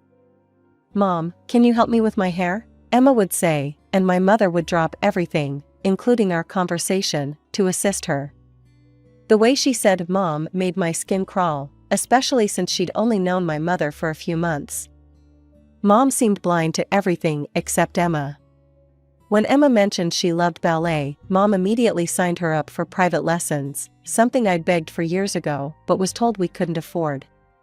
When Emma complained about her old phone being too slow, Mom bought her the latest iPhone model. When Emma wanted to redecorate her side of the bedroom we now shared, Mom took her shopping and spent hundreds of dollars on new bedding, curtains, and decorations. "Your sister needs to feel welcome here," Mom would say whenever I tried to point out the disparity in treatment. "Stepsister," I'd correct her. "And I need to feel welcome too." She'd just shake her head and walk away. The wedding day itself was a modest affair at a local venue, but Mom glowed with happiness. I stood there in my bridesmaid dress, watching as she fussed over Emma's hair and makeup, barely sparing me a glance. Throughout the ceremony and reception, Mom kept Emma close, holding her hand, introducing her to everyone as "my beautiful daughter." I might as well have been a waitress for all the attention I received. Grandpa gave them a check for $5,000 as a wedding gift, a generous amount by any standard. But I overheard Mom's reaction when she cornered him by the restrooms. "Really, Dad? A check?" she hissed, her face flushed from champagne and anger. I was counting on you giving us your house. We're a proper family now, we need the space. That apartment is too small for 4 people. Grandpa remained calm, though I could see the disappointment in his eyes. Sarah, you're rushing everything. First the sudden engagement, now this? That house isn't just property to be handed over on a whim. Besides, it's where Carla spends half her time now. Oh, so that's it? You're playing favorites now? No, I'm being practical. And maybe you should be too. I slipped away before they could notice me, but the conversation haunted me. My mother had changed so much that I barely recognized her anymore. She'd created this new perfect family in her mind, with Emma as the star child and Robert as the ideal husband. There didn't seem to be any room left for me. So I did what any unwanted person would do. I spent more and more time at Grandpa's house. At least there, I didn't have to pretend to be happy about being replaced. For years have passed since that moment, and I was about to graduate from high school. Living in that apartment had become a masterclass in avoiding conflict. I'd learned to be quiet, to take up as little space as possible, to spend most of my time either in my room or at Grandpa's. One evening, during our weekly family dinner, another exercise in pretending we were one big happy family, I decided to share my plans for the future. I'd been accepted to State University, I announced, trying to keep my voice steady. I want to study finance and business management. The silence that followed was deafening. Mom put down her fork, exchanged a look with Robert, and cleared her throat. Actually, Carla, I think it would be better if you started working after graduation. College isn't necessary for everyone. I stared at her, bewildered. What are you talking about? Dad set up a college fund for me before he died. He always wanted me to get higher education. Mom shifted uncomfortably in her chair. About that fund, Robert and I have been talking, and we think it would be better to save that money for Emma's education. She's incredibly talented, you know. Top of her class in everything. She'll need a good university education to reach her full potential. Robert nodded sagely. Emma has shown remarkable aptitude in her studies. It would be the right thing to do, Carla. You could work for a few years, save up, and then go to college if you still want to. I felt like I'd been punched in the stomach. The college fund, the last gift my father had arranged for me, they wanted to take that too? That money is mine, I said, my voice shaking with anger. Dad left it specifically for MY education. You can't just give it to Emma. Don't be selfish, Carla. Mom's eyes filled with tears. Emma is your sister. Stepsister. I stood up so quickly, my chair fell backward. And that money is the last thing I have from Dad. You've given her everything else, my room, your attention, your love. But you can't have this. I won't let you take it. How dare you? Mom was crying now, but I could see the manipulation in her tears. After everything we've done for you. Emma needs. Emma needs? What about what I need? What about what Dad wanted for me? The argument ended with doors slamming and tears, mostly Mom's, as she wailed about my selfishness. After that night, the apartment became even more hostile. No one spoke to me unless absolutely necessary. Emma would smirk whenever she passed me in the hallway, and Robert wouldn't even look in my direction. When graduation day came, I wasn't surprised to find only Grandpa in the audience. He cheered loud enough for 4 people when they called my name, and his proud smile meant more to me than anything my new family could have offered. That evening, I packed everything I owned into 3 cardboard boxes and my old suitcase. Grandpa helped me load them into his car. Your room is always ready for you, sweetheart, he said as we drove away from the apartment. Always has been, always will be. I didn't look back as we left. There was nothing there for me anymore. College life became my escape. I threw myself into my studies, determined to make my father and Grandpa proud. The business and finance courses fascinated me, and I found myself excelling in ways that would have made Dad smile. Every evening, I'd call Grandpa to share what I'd learned. "Tell me again about derivatives," he'd say, even though he knew more about finance than my professors. "I love hearing you explain it." But as my college years progressed, I noticed changes in Grandpa's voice during our calls. He got tired more easily, and his usual sharp wit sometimes seemed dulled. During my visits home, I caught him wincing when he stood up or rubbing his chest when he thought I wasn't looking. "It's just age catching up with me," he'd say whenever I asked about his health. "Nothing to worry about, sweetheart." But I did worry. I started calling him twice a day instead of once, and I'd drive home every weekend I could, not just on holidays. We'd sit in his kitchen, drinking tea and talking about everything and nothing, just like we used to. Sometimes I'd catch him looking at me with such intense love that it made my throat tight. It was the middle of my final semester when Mom called. I almost didn't answer. It was the first time she'd called in 4 years. But something made me pick up. "Grandpa died last night," she said, her voice flat and emotionless. "The funeral is on Thursday at 2 p.m. Hartford Funeral Home." The phone slipped from my hand. I don't remember much of what happened next, just that my roommate found me curled up on the floor, sobbing uncontrollably. Thursday came too quickly, and not quickly enough. The funeral home was exactly the kind of place Grandpa would have chosen, understated but elegant, with large windows letting in natural light. I arrived early, my black dress feeling too tight, my skin too sensitive, everything wrong, because Grandpa wasn't there to make it right. I expected to see Mom and her family, but they weren't there. Instead, Mr. Harrison, Grandpa's friend from his banking days, was organizing everything. "They're running a bit late," he said when I asked. "Your mother called to say they'd be delayed." The service was beautiful, filled with people from Grandpa's life sharing stories about his kindness, his integrity, his humor. I sat in the front row, alone with my grief, until halfway through the service when I heard the back door open. Mom swept in with Robert and Emma, all in perfectly coordinated black outfits. They took seats in the far back, and Mom didn't even glance in my direction.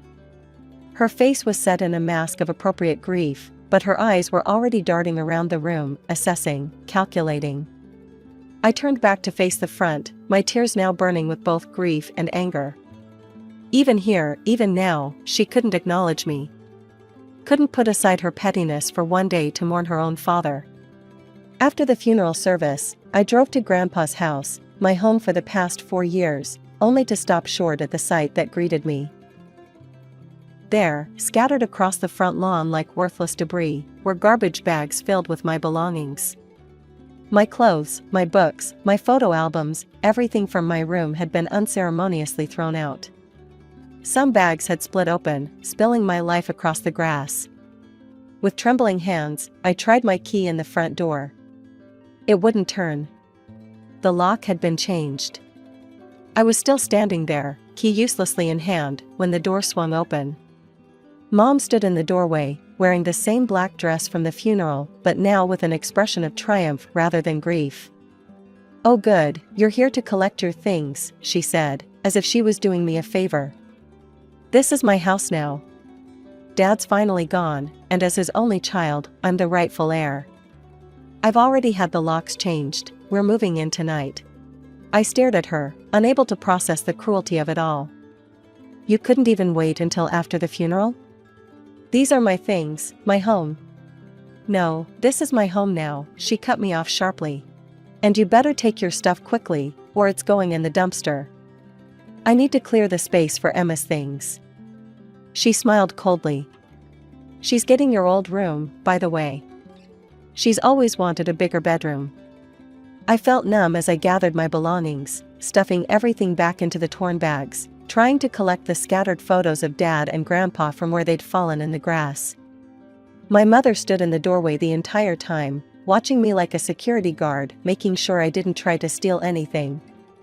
The drive back to my college dorm was a blur of tears and disbelief.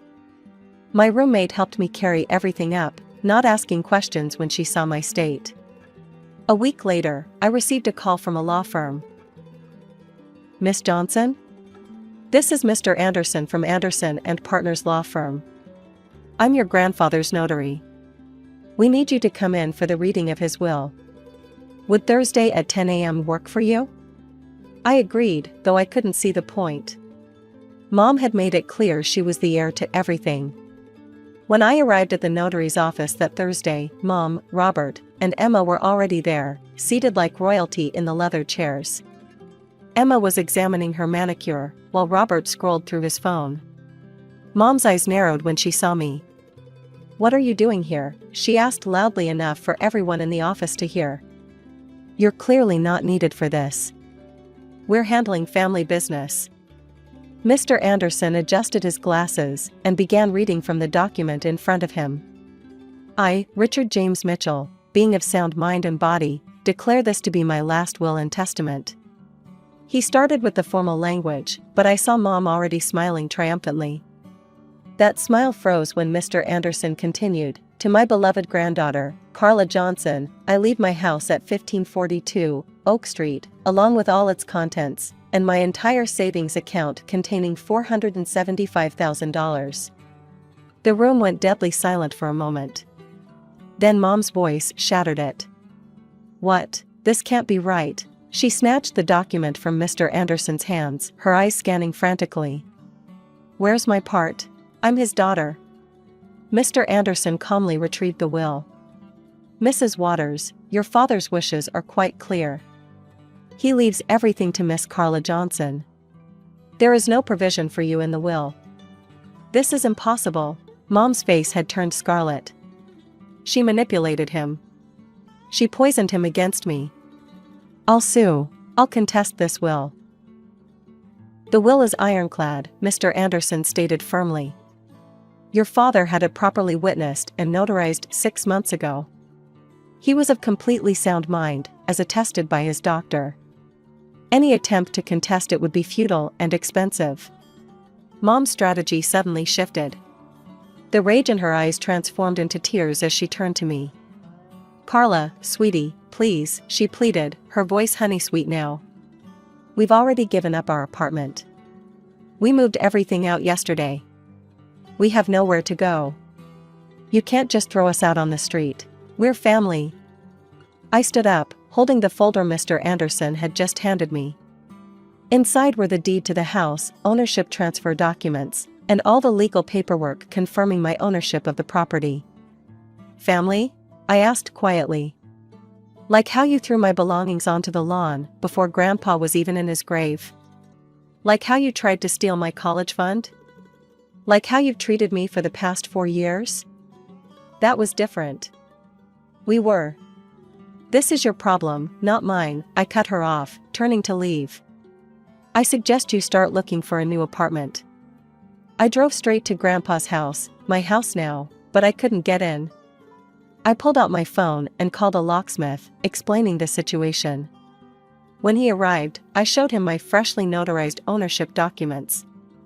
"I'm the legal owner of this house," I explained, showing him the paperwork. "I need you to open these locks and then change them to new ones. I want to be the only one with the keys." As the locksmith worked, I gathered up everything that belonged to Mom, Robert, and Emma, all the clothes they'd already unpacked, their toiletries from the bathrooms, Emma's posters she'd already stuck to my old bedroom wall. I loaded it all into garbage bags, just as they'd done with my things. When the locksmith finished and handed me the new keys, I dragged all their bags onto the front porch and arranged them neatly. The symmetry of the situation wasn't lost on me. Their belongings now sat where mine had been just days ago. As the sun began to set, I heard the familiar sound of Mom's car pulling into the driveway. I watched through the living room window, Grandpa's favorite spot to read his morning paper, as their reactions played out exactly as I'd expected. "What is this?" Mom's shriek could be heard clearly through the closed windows. "Our things? All our things are outside." I opened the door, but stood firmly in the doorway as they approached. Mom's face was red with fury, Robert looked like he'd swallowed something sour, and Emma was already crying theatrical tears. "How dare you?" Mom stormed up the porch steps. "We live here now. You can't do this to us." "Actually, I can. This is my house now, legally and rightfully. You need to take your belongings and leave." We have nowhere to go, Emma wailed. You should have thought about that before giving up your apartment, I replied coolly. Not my problem. Mom tried to push past me into the house, but I stood my ground. Move, Carla. This is ridiculous. This is my father's house. No, it's my house now. And if you don't leave immediately with your things, I'm calling the police to report you for trespassing. After that, all these bags go straight to the dumpster. I pulled out my phone. Your choice, Mom. Just like you gave me a choice about my things a few days ago, remember? The next few minutes were filled with cursing and threats as they gathered their bags. Mom alternated between crying and screaming about how unfair it all was, while Emma kept saying I'd regret this. Robert muttered under his breath about contesting the will. As they loaded the last bag into their car, Mom turned to me one final time. You're no daughter of mine. Your father would be ashamed of you. I smiled sadly. No, Mom. Dad would be proud that I finally stood up for myself. Goodbye. I watched them drive away, their car disappearing around the corner. That was 6 months ago. I'm in my final semester now, about to graduate with honors. The house is being rented to a lovely young family. Their monthly rent payments are helping me build my savings, just as Grandpa would have wanted. I found his letter in the study safe that first night, after everyone left. My dearest Carla, it began, if you're reading this, it means you've already dealt with your mother's reaction to my will. I'm sorry I had to put you through that, but I knew Sarah too well. I knew what she would try to do. You have your father's integrity and my business sense, use them both wisely. The house is yours to do with as you please. Just promise me you'll keep the family photos in the attic. Some memories are worth keeping, even the painful ones. I kept that promise, along with the others I made to both him and Dad. I'm focusing on my future now, letting go of the past, but keeping the lessons it taught me. Sometimes family isn't who you're born to, sometimes it's who believes in you, who protects you, who helps you grow. Mom, Robert, and Emma still live somewhere in the city. I hear they found a new apartment eventually. They've tried to contact me a few times, usually when they need something, but I don't respond. Some chapters of our lives are better left closed. My name is Tiffany Mitchell, and I was born into what seemed like a typical middle-class family in a quiet suburban neighborhood. My parents, David and Sarah Mitchell, were absolutely obsessed with child development techniques and early learning methods. They had stacks of parenting books everywhere in our house, and Mom was always talking about some new theory she'd read about. Sarah, don't you think we're overdoing it a bit? I remember my dad asking one evening as Mom struggled to teach me simple arithmetic. I was barely 3. No, David, these are crucial developmental years, Mom insisted, showing him yet another colorful flashcard. The books say we need to start early. Looking back now, I can't help but laugh at how ordinary my development was, despite their tireless efforts. I sat up, walked, and talked right on schedule, no prodigy here. But instead of accepting that every child develops at their own pace, my parents saw me as their first failed experiment. Everything changed when my sister Jessica was born. I was 3 years old, and suddenly our house transformed into what felt like a baby genius boot camp. Mom had even taken special courses by then, determined not to make the same mistakes she thought she'd made with me. The difference in how they approached raising Jessica was stark. Where I had regular toys, Jessica had educational development tools. Where I had picture books, Jessica had cognitive enhancement materials. Every milestone became a celebration. Her first words came early, she walked before her peers, and she could solve puzzles meant for older kids. My grandparents, Peter and Eleanor Mitchell, lived just a few blocks away, and their house became my sanctuary. They treated Jessica and me exactly the same, showering us both with the same love and attention. I remember one particular Sunday afternoon when I was about 5, sitting on Grandma Eleanor's lap as she read stories to both Jessica and me. Both of my granddaughters are perfect just the way they are, Grandma would say, giving us each a cookie. This always seemed to irritate Mom, who would purse her lips and mutter something about acknowledging exceptional talent. Sarah, Grandma once said firmly during a family dinner, "Children need love, not pressure. They're not science experiments." "Mom, you don't understand modern parenting," Dad jumped to Mom's defense. "Jessica shows real promise. We need to nurture that." I sat there, pushing peas around my plate, already understanding that in my parents' eyes, I was just the practice run, the rough draft before they created their masterpiece. Elementary school was a pretty normal experience for me. I wasn't at the top of my class, but I wasn't at the bottom either. I made friends, did my homework, and generally enjoyed being a regular kid. My report cards were filled with B's and the occasional A, which I thought was perfectly fine. My parents, however, barely glanced at them. Then came the day Jessica started school. But unlike me, who went to our local public school, my sister got a different treatment entirely. "We've enrolled Jessica in the Wellington Academy for Gifted Children," Mom announced proudly at dinner one evening. They rarely accept children so young, but they were very impressed with her test scores. I remember choking on my milk. Wellington was that fancy private school across town, the one with the huge campus and Olympic-sized swimming pool. The tuition there cost more than a car.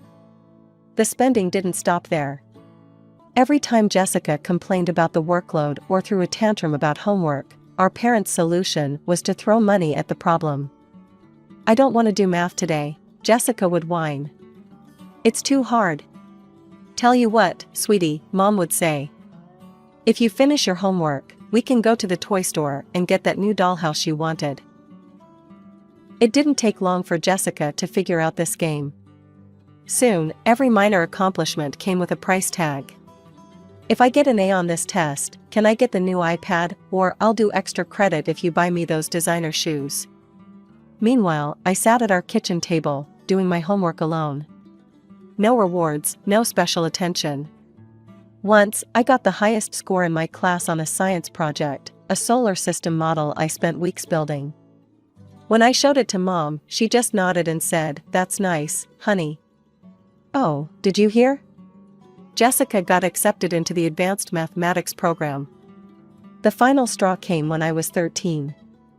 I had just finished decorating my room, the bigger of the two kids' bedrooms, with posters of my favorite bands and some photos of me with my friends.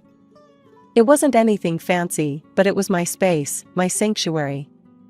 One evening, Jessica marched into the living room where our parents were watching TV. "I want Tiffany's room," she demanded, hands on her hips. "Mine is too small for all my things, and I need more space for my study area." I looked up from my book, certain our parents would shut down this ridiculous request. Instead, Mom and Dad exchanged glances. "You know, that makes sense," Dad said. "Jessica does have a lot more equipment and educational materials." "What? No," I protested. "That's my room. I've had it since I was little." But my objections fell on deaf ears. The very next day, while I was at school, they moved all my things into Jessica's smaller room. When I came home, I found Jessica already settled in my old room, her expensive desk taking up the space where my bed used to be. "This is so unfair," I shouted, tears streaming down my face. "Life isn't fair, Tiffany," Mom said dismissively. "Your sister needs the space more than you do. Don't be selfish." I slammed the door to my new, smaller room and collapsed onto the bed that barely fit in the space. That night, as I stared at the unfamiliar ceiling, I realized something important. In this house, I would always come second. High school graduation was approaching, and I'd spent months researching colleges, writing applications, and dreaming about my future. I had decent grades and some good extracurricular activities on my resume. While I wasn't aiming for Harvard or Yale, I had my sights set on several solid state universities with strong business programs. That fateful family dinner started like any other. Grandma and Grandpa had come over for Mom's Sunday roast, and we were all seated around the dining room table. Jessica was bragging about her latest academic achievement while Mom and Dad beamed at her with pride. "So, Tiffany," Grandma Eleanor turned to me with genuine interest, tell us about your college plans. Where are you thinking of applying? I straightened up in my chair, excited to finally share my plans. Well, I've been looking at State University's business program. There. Oh, about that, Mom cut me off mid-sentence, setting down her fork with a sharp clink against the plate. We've been meaning to discuss this with you, Tiffany. Your father and I have decided we won't be able to help with your college tuition. We need to save all our resources for Jessica's education. She's got a real shot at the Ivy League, and that's not going to be cheap. You can't be serious. Grandpa Peter's fork clattered onto his plate. What about Tiffany's future? Mom sighed as if she were explaining something obvious to a small child. Look, we have to be realistic here. Jessica is gifted. She has real potential. Tiffany is ordinary. She can get a job right out of high school or maybe take some community college classes if she saves up. How dare you? Grandma's voice shook with anger. How can you dismiss your own daughter like this? Oh, please, Dad snapped, his face reddening. Let's not pretend here. Tiffany's never shown any exceptional abilities. Higher education would be wasted on her. We're just being practical. I couldn't take it anymore. The walls felt like they were closing in. Shoving my chair back, I ran from the table, tears already streaming down my face. Behind me, I could hear the continued argument, my parents' cold logic clashing with my grandparents' outrage. A gentle knock came at my door about 15 minutes later. Tiffany, can I come in, sweetheart? It was Grandma Eleanor. I didn't answer, but she came in anyway, sitting on the edge of my bed. Her warm hand started rubbing circles on my back, just like she used to do when I was little. Your grandfather and I have made a decision, she said softly. We're going to pay for your college education. All of it. I rolled over, wiping my eyes. What? But that's too much money. Nonsense, she smiled, reaching out to brush my hair from my tear-stained face. You deserve an education just as much as anyone else. More, actually, because you've worked hard for it without any support. For the first time that evening, I felt myself smile. In that moment, something shifted inside me. I realized I didn't need my parents' approval anymore. I had people who believed in me, and more importantly, I was starting to believe in myself. College life suited me perfectly. Away from my parents' constant comparisons and criticism, I flourished in the business program. My professors praised my analytical thinking, and I discovered I had a natural talent for understanding market trends and investment strategies. Every weekend, I'd call Grandma and Grandpa to update them on my progress. I hadn't spoken to my parents since leaving for college. They hadn't tried to contact me either, which honestly made things easier. The only updates I got about them came through my grandparents, and one particular call changed everything. You won't believe what's happening with Jessica, Grandma said one evening, her voice heavy with concern. She's completely gone off the rails. You know, she got into Princeton, your parents wouldn't stop talking about it. But apparently, once she got there, away from your parents' constant supervision, she just stopped caring about school altogether. I listened as Grandma painted a picture of my perfect sister's dramatic fall from grace. Jessica, it seemed, had discovered parties, boys, and the freedom to do whatever she wanted. Her carefully cultivated image as the family genius crumbled in a matter of weeks. Your mother called me in tears yesterday, Grandma continued. The dean's office sent them a warning letter. Jessica's barely attending classes, and when she does show up, she's either late or hungover. What are Mom and Dad doing about it? Oh, they're beside themselves. They've tried everything, threatening to cut off her allowance, promising her a new car if she brings her grades up, even flying out to Princeton to talk some sense into her. But Jessica just laughs it off. The irony wasn't lost on me. After years of giving Jessica everything she wanted, my parents had created someone who didn't know how to handle responsibility. A month later, Grandma called with an update. Well, it finally happened, she said. Jessica got kicked out of Princeton. Failed almost every class, and had too many disciplinary infractions to count. I could hardly believe it. The golden child, the genius, the one who was supposed to bring glory to the family name, kicked out of college after just 1 year. She's moved back home, Grandma added. Your parents are in shock. They keep saying there must be some mistake, that the university didn't understand Jessica's special needs as a gifted student. Over the next few months, through my regular calls with my grandparents, I learned that Jessica had settled into a comfortable routine of doing absolutely nothing. She slept until noon, went out with different guys every night, and treated our parents' house like a hotel. Your father tried to get her to at least look for a job, Grandpa told me during one call. She told him that work was beneath someone of her intelligence level. I felt vindicated and pleased. And at the same time, I felt relieved that I'd escaped their suffocating expectations and found my own path. After graduation, I landed a position as a junior investment analyst at Meridian Financial, one of the most respected firms in my hometown. Grandma and Grandpa insisted I stay with them until I got settled, and I gratefully accepted. The unexpected reunion with my parents happened on a Saturday morning at Marshall's Grocery. I was comparing prices on organic tomatoes when I heard my mother's voice. Tiffany? Is that really you? I turned to find both my parents standing there, looking older than I remembered. Mom was clutching her shopping cart like a lifeline. We've missed you so much, Dad said, his voice unusually gentle. Why don't you come over for dinner sometime? Part of me wanted to decline, to remind them of how they dismissed me years ago. But curiosity won out. Sure, I heard myself say. When? The dinner was surreal. The same house, the same dining room table, but everything felt different. My parents couldn't stop praising my job at Meridian. Investment analyst. At such a prestigious firm, Mom kept saying. We're so proud of you, honey. James Wilson told me they only hire the best and brightest at Meridian. I could see Jessica's knuckles turning white around her fork. She'd just quit another retail job, her third that year.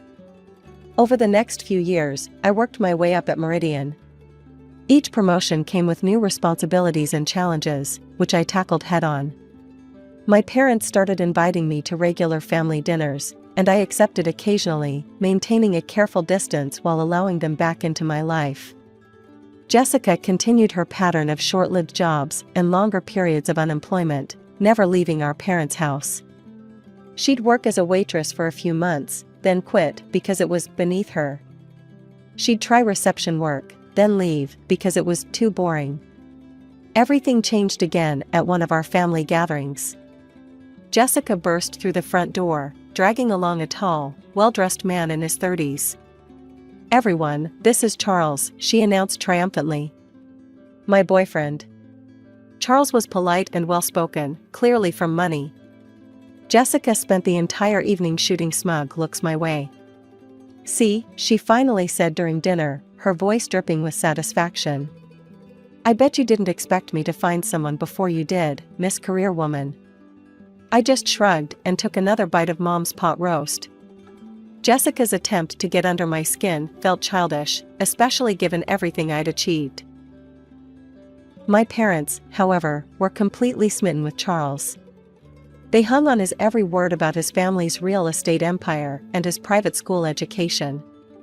When he left that evening, promising to take Jessica to some fancy restaurant the following weekend, Mom pulled me aside.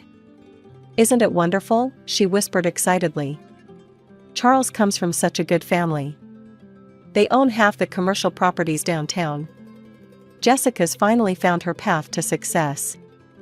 I didn't bother pointing out that dating a rich man wasn't exactly a career achievement. Some things never changed. My big break at Meridian Financial came when I spotted a critical error in one of our major investment portfolios. The senior analysts had overlooked a pattern of high-risk investments that could have cost our clients millions. I stayed up 3 nights straight, analyzing data and preparing a comprehensive report. Ms. Mitchell, this is remarkable, Mr. Davidson, our CEO, said during the emergency meeting I'd called. How did you catch this? I noticed inconsistencies in the risk assessment models, I explained, walking them through my findings. If we redistribute these investments now, we can not only avoid losses, but potentially increase returns by 12%. My strategy worked better than anyone expected. Within 6 months, the restructured portfolio showed a 15% increase in returns. Clients were thrilled, and Meridian's reputation soared. I followed this success by developing a new investment algorithm that helped identify emerging market opportunities before our competitors. Then came the day that changed everything. I was called into the boardroom, expecting another routine meeting. "Tiffany," Mr. Davidson began, "we're creating a new position of investment director, and we want you to fill it." I nearly dropped my coffee cup. Investment director? That would put me in charge of all investment strategies for the firm. It was a massive promotion, skipping several traditional career steps. The first people I called were Grandma and Grandpa. They were beside themselves with happiness and pride. I shared the news with my parents at our next family dinner. To my surprise, they seemed genuinely excited. "This calls for a celebration," Mom declared. "You must have a party." "I was thinking of reserving a private room at La Maison," I said, referring to an upscale restaurant downtown. "I could invite the whole family and—" "Oh, no, no," Mom interrupted, waving her hand dismissively. "You should have it here. Your father and I will help organize everything. It will be much more personal, more special. I'll invite all the relatives, order catering from that wonderful place on Oak Street." Her enthusiasm was infectious, and I found myself agreeing. Over the next week, I transferred money to my mother's account for the party expenses, and she kept me updated with regular phone calls. The evening started with such promise.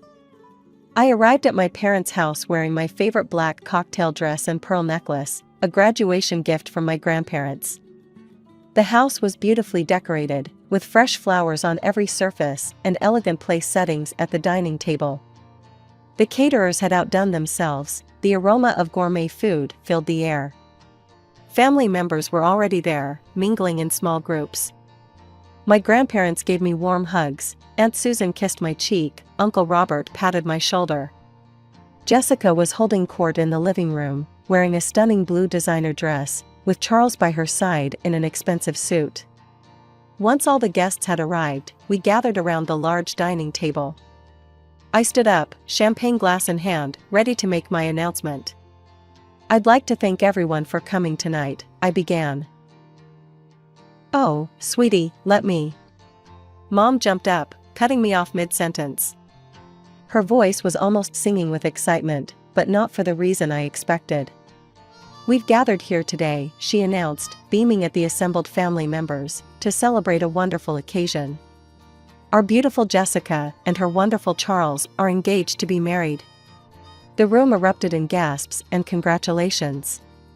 Jessica pretended to blush while showing off a massive diamond ring I hadn't noticed before. Charles smiled proudly beside her. I fell back into my chair, my champagne glass nearly slipping from my numb fingers. This couldn't be happening. The party I had paid for, my promotion celebration, had been hijacked for Jessica's engagement announcement. Looking around the table in disbelief, I saw nothing but genuine happiness on everyone's faces. Even my grandparents were smiling and congratulating the happy couple. That's when it hit me, none of them knew this was supposed to be my celebration. My parents had invited them to an engagement party, not a promotion party. My chair scraped against the floor as I stood up, anger burning in my throat. But before I could say anything, I felt my father's iron grip on my wrist. He pulled me close, his smile never wavering for the benefit of the guests, but his whispered words were ice cold. "Don't you dare make a scene," he hissed through clenched teeth.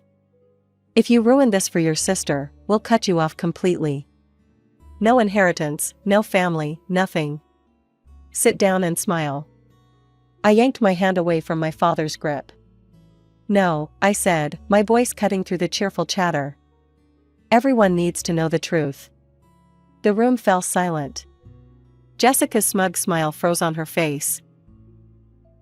"This party," I continued, my voice growing stronger, was supposed to be celebrating my promotion to investment director at Meridian Financial. I paid for everything, the food, the decorations, all of it. My parents took my money and turned my celebration into an engagement party for Jessica without telling me. Gasps and whispers filled the room. Aunt Susan's hand flew to her mouth in shock. That's not true. Mom tried to interrupt, her face flushing red. Tiffany, stop this nonsense right now. Show them the invitation, Aunt Susan, I said calmly. What does it say? Aunt Susan fumbled in her purse and pulled out the cream-colored card. It says join us in celebrating the engagement of Jessica Mitchell and Charles Aldridge. Charles stood up slowly, his face darkening. You told me this was a family dinner where you'd announce our engagement. You never said anything about stealing your sister's celebration. Charlie, baby, let me explain, Jessica started, but he cut her off. No, I've seen enough. He turned to me. I'm sorry, Tiffany, I had no idea. Then he looked at Jessica. This engagement is off. I won't be part of a family that treats people this way. Look what you've done, Jessica shrieked at me as Charles walked out. You've ruined everything. You're just jealous, because I found someone and you're still alone. Jealous? I laughed incredulously. I'm the investment director of a major financial firm. I don't need to steal someone else's party or trap a rich man into marriage to feel successful. That's enough, Dad roared, standing up. You've gone too far, Tiffany. You're no longer part of this family. Consider yourself disinherited. Fine by me, I said, but before I could continue, Grandpa's voice boomed across the table. Actually, David, he said, standing up with Grandma, your inheritance won't matter much. Eleanor and I have already changed our will. Everything we have is going to Tiffany. What? Mom gasped. She's the only one in this family with any integrity, Grandma added, her voice firm. We've watched for years as you favored Jessica and pushed Tiffany aside. No more. The evening devolved into chaos after that. Relatives began leaving in embarrassed hurries, Jessica ran upstairs in tears, and my parents stood in stunned silence. I picked up my purse and walked to the door, holding my head high. Goodbye, I said, not looking back. Don't contact me again. That was 3 years ago. I haven't spoken to my parents or Jessica since that night. I heard through the grapevine that Jessica still lives at home, bitter about losing Charles and his money. My parents tried to reach out once or twice, but I blocked their numbers. My grandparents, though, remain my rocks. We have dinner together every Sunday, and they're more proud of my achievements than my parents ever were. Sometimes I think about that night and realize it was the best thing that could have happened. It freed me from seeking approval from people who would never truly give it. Last week, I was named the youngest CEO in Meridian Financial's history. When I told my grandparents, Grandma cried happy tears, and Grandpa opened a bottle of champagne he'd been saving for a special occasion. To authenticity, he toasted, and to finding your own path. I raised my glass and smiled. Finally, I was exactly where I was meant to be.